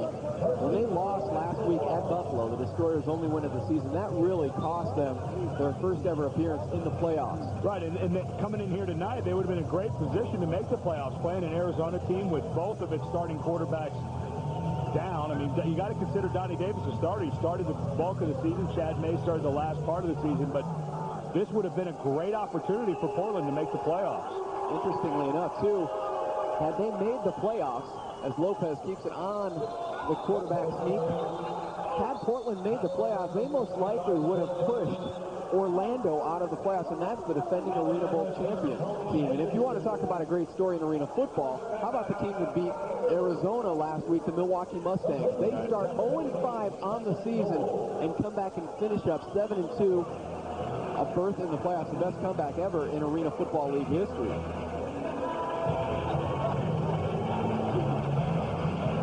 Somebody's still alive here. Dave Griffin, our statistician, going at the last 10 plays, 1 yard, Arizona. 3 interceptions, no completions, but a Tony Henderson rushing touchdown. Well, there is the one bright spot. Tony Henderson always tends to be a bright spot, even when he's bugging us. Oh, he is all over you. Michigan, where Henderson's from, is Gatewood. Oh, tries to be intercepted and winds up in the hands of Kenyatte Morgan. Kenyatte Morgan, who had the 2 touchdown receptions to begin the game in the first quarter, and he will be credited with a 3rd. Same play that Portland ran earlier in the game, little fake run and pitching it, and Randy Gatewood gets wrapped up there. Okay, I believe that's McGowens, and somehow it bounces out into the hands of Morgan for the touchdown, his 3rd of the night. 3 seconds to go here in this painful final minute. Kenyatte Morgan has only played 2 games in the Arena Football League, last week and this week. Here's your fired up Stan Brock, too, still working over Ron Lopez. I have a feeling we're going to hear more from Kenyatte Morgan in this league. He really has been a stalwart tonight for Portland. 7 receptions, 3 touchdowns, a 3rd of the more interesting variety. Portland's lead now back up to 20 after the extra point by Alcorn. Stan Brock and his 4 strikers now just 3 seconds away from the victory here tonight over the Rattlers. I wish they got And the there's quarterback. got to be the MVP of the game for Portland. 4 interceptions for Mark Ricks. You got to figure with 4 INTs, he's got a pretty good chance at MVP of the week I wish they were on the for the playoffs. league. They're going to need another quarterback. Bit of advice. Yeah, bit of advice from Mark Ricks, who feasted off of the backups to the backups.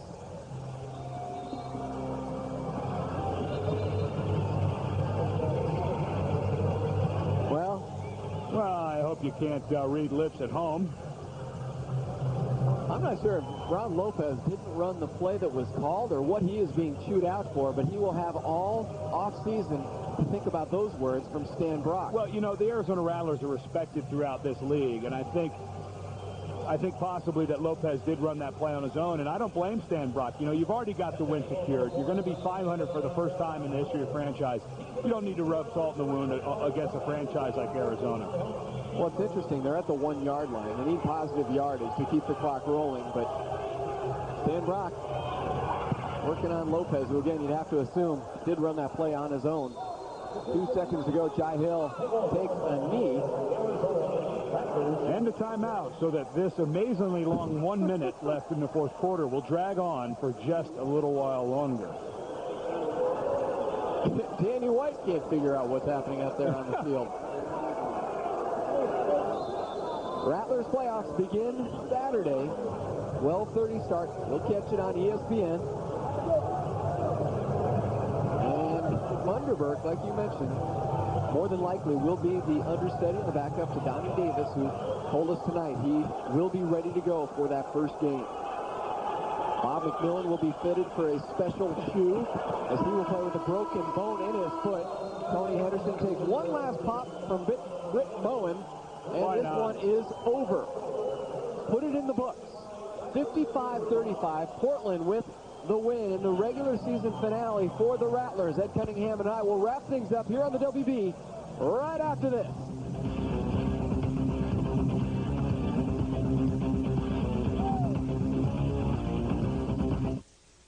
They've been offered drugs before.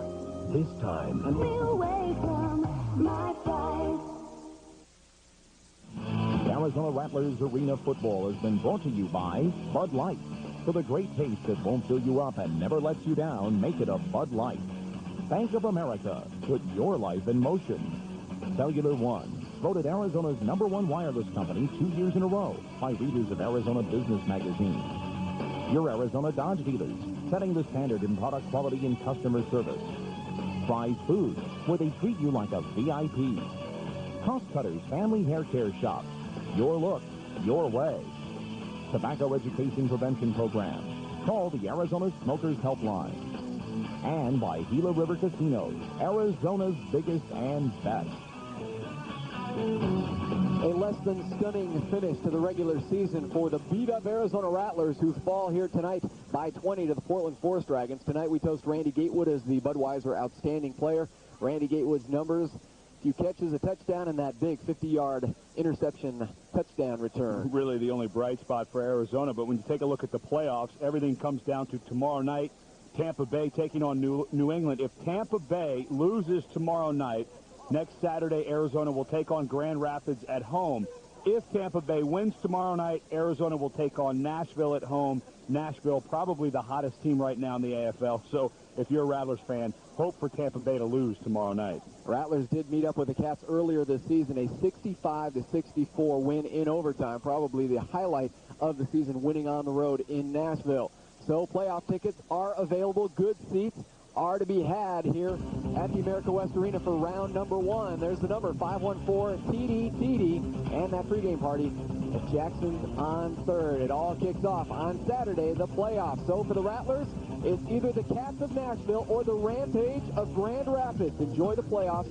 We will see you next year here on the WB. My thanks to Director Dan Siegman, producer Scott Rogers, Dave Griffin on stats, and as always, my man in the booth, Ed Cunningham, off to CBS Sports for some college football. It has been fun as always. Tom Leander saying so long from downtown